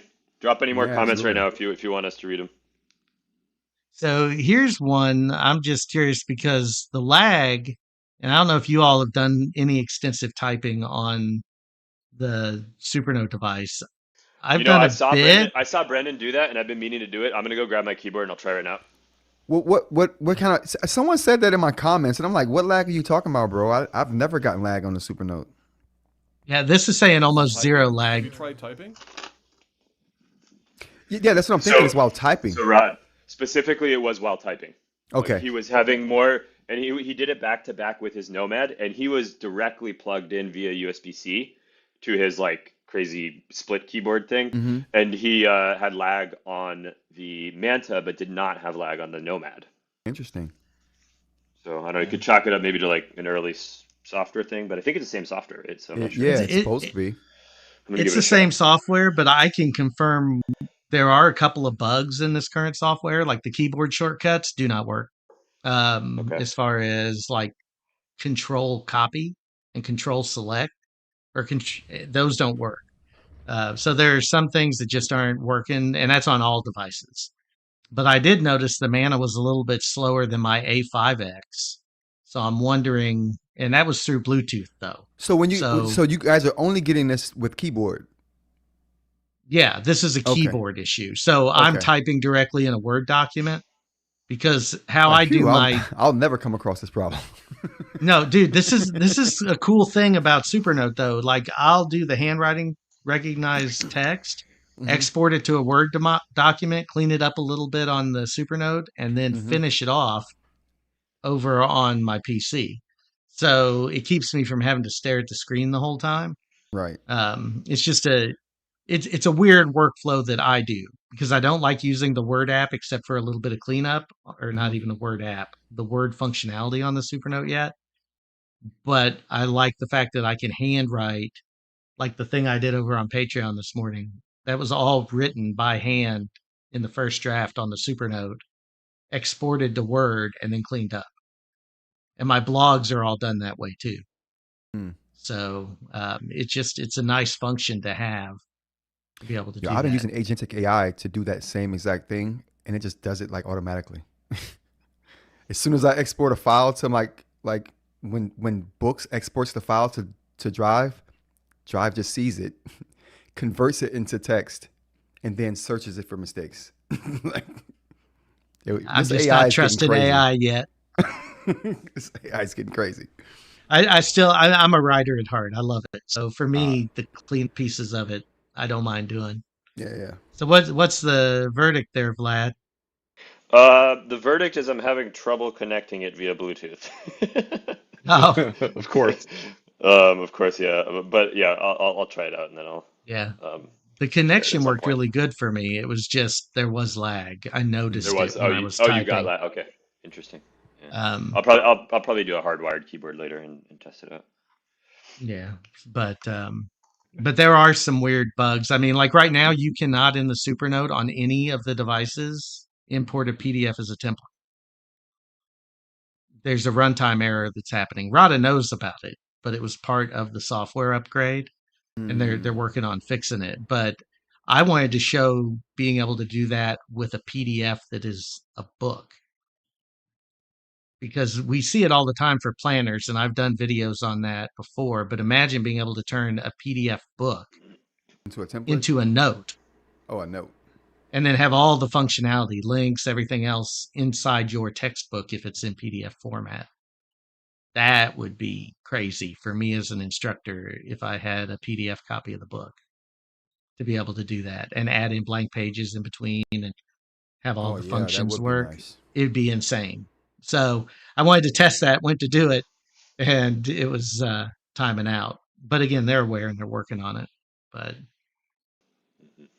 so there are bugs, and there are going to be bugs. But the cool thing is they listen and they try to fix them as quick as they can. Mm-hmm. Not like Boox listens to Rod though. Man, you go all viral on them, and Listen, they they they don't fix listen them. to me. They just listen to the people who I'm talking to. That counts. Yeah. I'll take it. Yeah, I'll So take it. Walter's saying, so Supernote, you can't search for a word in one of the files you've written. That's not true. Unless well, you have to use the real-time recognition note, Yeah, right? If you do a standard Right. note, then it's not searchable. Yep. but you Well, can. yeah, I Yeah, heard you guys say that before. What does that mean? That confused me. I meant to ask you guys that before. I didn't know there was a difference in the notebooks. Yeah, yeah. so Rod, So in the Supernote, I mean, Ed can explain it. He's the no, go ahead, Supernote Vlad. specialist. No, go ahead. Um, You It just, yeah, look, when you start a note, it asks you if you want like a basic note, or it's called something different, but then there's a real-time recognition note. And so real-time recognition is more like intensive, like by probably a very small margin, because it's not doing that much. It's just doing OCR in the background. But the standard note does not do OCR in the background, from what I understand. So, all right. So, if am I mistaken in thinking that Supernote has an option that lets you pick whether you want everything to be handwritten or converted in the background? No, it's That on I'm not notebook sure. by Ed, do you notebook know? so basis. well, it remembers your last selection. So Okay, but you can't do it like globally for every note, can you? I think there's. well, Let me. what you can do is whenever you go to export a standard note, you can choose to have it recognized at that point. So Oh, you okay. can still do it like after the fact. You can choose to have it exported as a doc file, a PDF, or a text note. But it won't be But doing anything intensively until you do that. until you do that, it does the Okay. conversion on the back end. Jeff, I don't know about you, but I use the handwriting recognition exclusively because for me, the battery drain, I have not seen Yeah, me too. it do much of anything I to the just, I also, device. I'm like kind Agree. of, it's kind of weird to me. I don't know where I would ever want a note that doesn't have that recognition. It just makes Right. no sense to me. I'm like, I Yeah, I'm always like, want why would that. you not want that? Yeah. Well, Well, they I didn't mean, have it. well, so the only like thing is in intensivity of like what it's processing, but like you That's said, Ed, like crazy. I don't have issues with the battery, so I would Yeah, always yeah. want it, right? Like, Like, why and would you, now I you know think that should just be done. and the Manta has an even bigger battery than the Nomad, so I'm expecting it to be better. Wow. And it I'm, just I'm gives you thinking more. all of my stuff was being converted in the background. It's not. You're doing Well, the standard notes? I mean, I didn't even know there was a option to do anything other than. it just Yeah, when wants a you note. open your It gives notes, you get it. So yeah. I'm gonna go and create a You new just note right create a now. new note, yeah. Same place where you're picking your template. But do you You're want to picking share? Oh that my toggle. Rod, do you want to goodness. share so everyone can see? Yeah, but oh my God, you guys, that wow. If no other reason, I just learned something about the Supernote I didn't know. So thank Here, you. The you work want me here to is show it done. or you got it? Yeah, I'm gonna show it show it right now. But man, that was crazy. All right, so this is it right here. Yeah. When you create it, well, let's go to cancel. When you create a new note, you get the option up here, and it says standard or real time. Why would that not just be what? All this time? I can't Well, believe that. so Ed, you're saying it defaults, right? So like if you set that now, the next notes you create will be real time. Correct. I mean, it'll still Wow. show you the Yep. option to change it, but it'll remember that you checked that box. Okay, well at least I'm hopefully now all of my notes will be used. We'll be using that. Thank you guys. Now Appreciate that. there are limitations, and I'm trying to remember what it was. There's I had one just been thing that you converting on the can't fly, do thinking in that a it was real doing it. time note. I think is it layers? No, it's not layers. There's something that you Oh, can't do in a real time note that you can do in a standard note.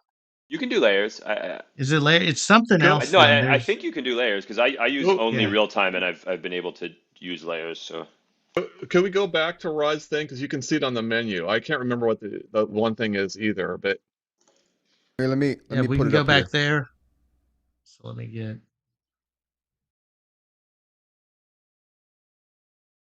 like toward the. What are we I'm trying to missing? look in mine right now and see. oh, I got my Bluetooth keyboard to work. Let's give it a shot.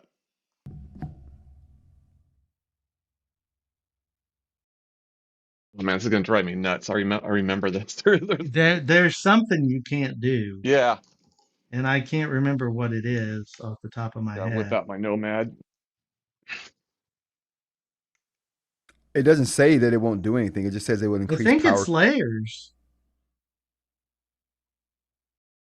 Yeah, there's no layers Yeah. Okay. that I'm seeing. Okay, Yeah. So Rod, Yeah, if you cancel I like out, layers I'm then. yeah. yeah. I'm getting So a that little. Okay, I don't know how to so do I this because think I don't have a that's what the top issue camera right is. now. Let me see if I can finagle this. Yeah, let me go over to you, Vlad, so we can.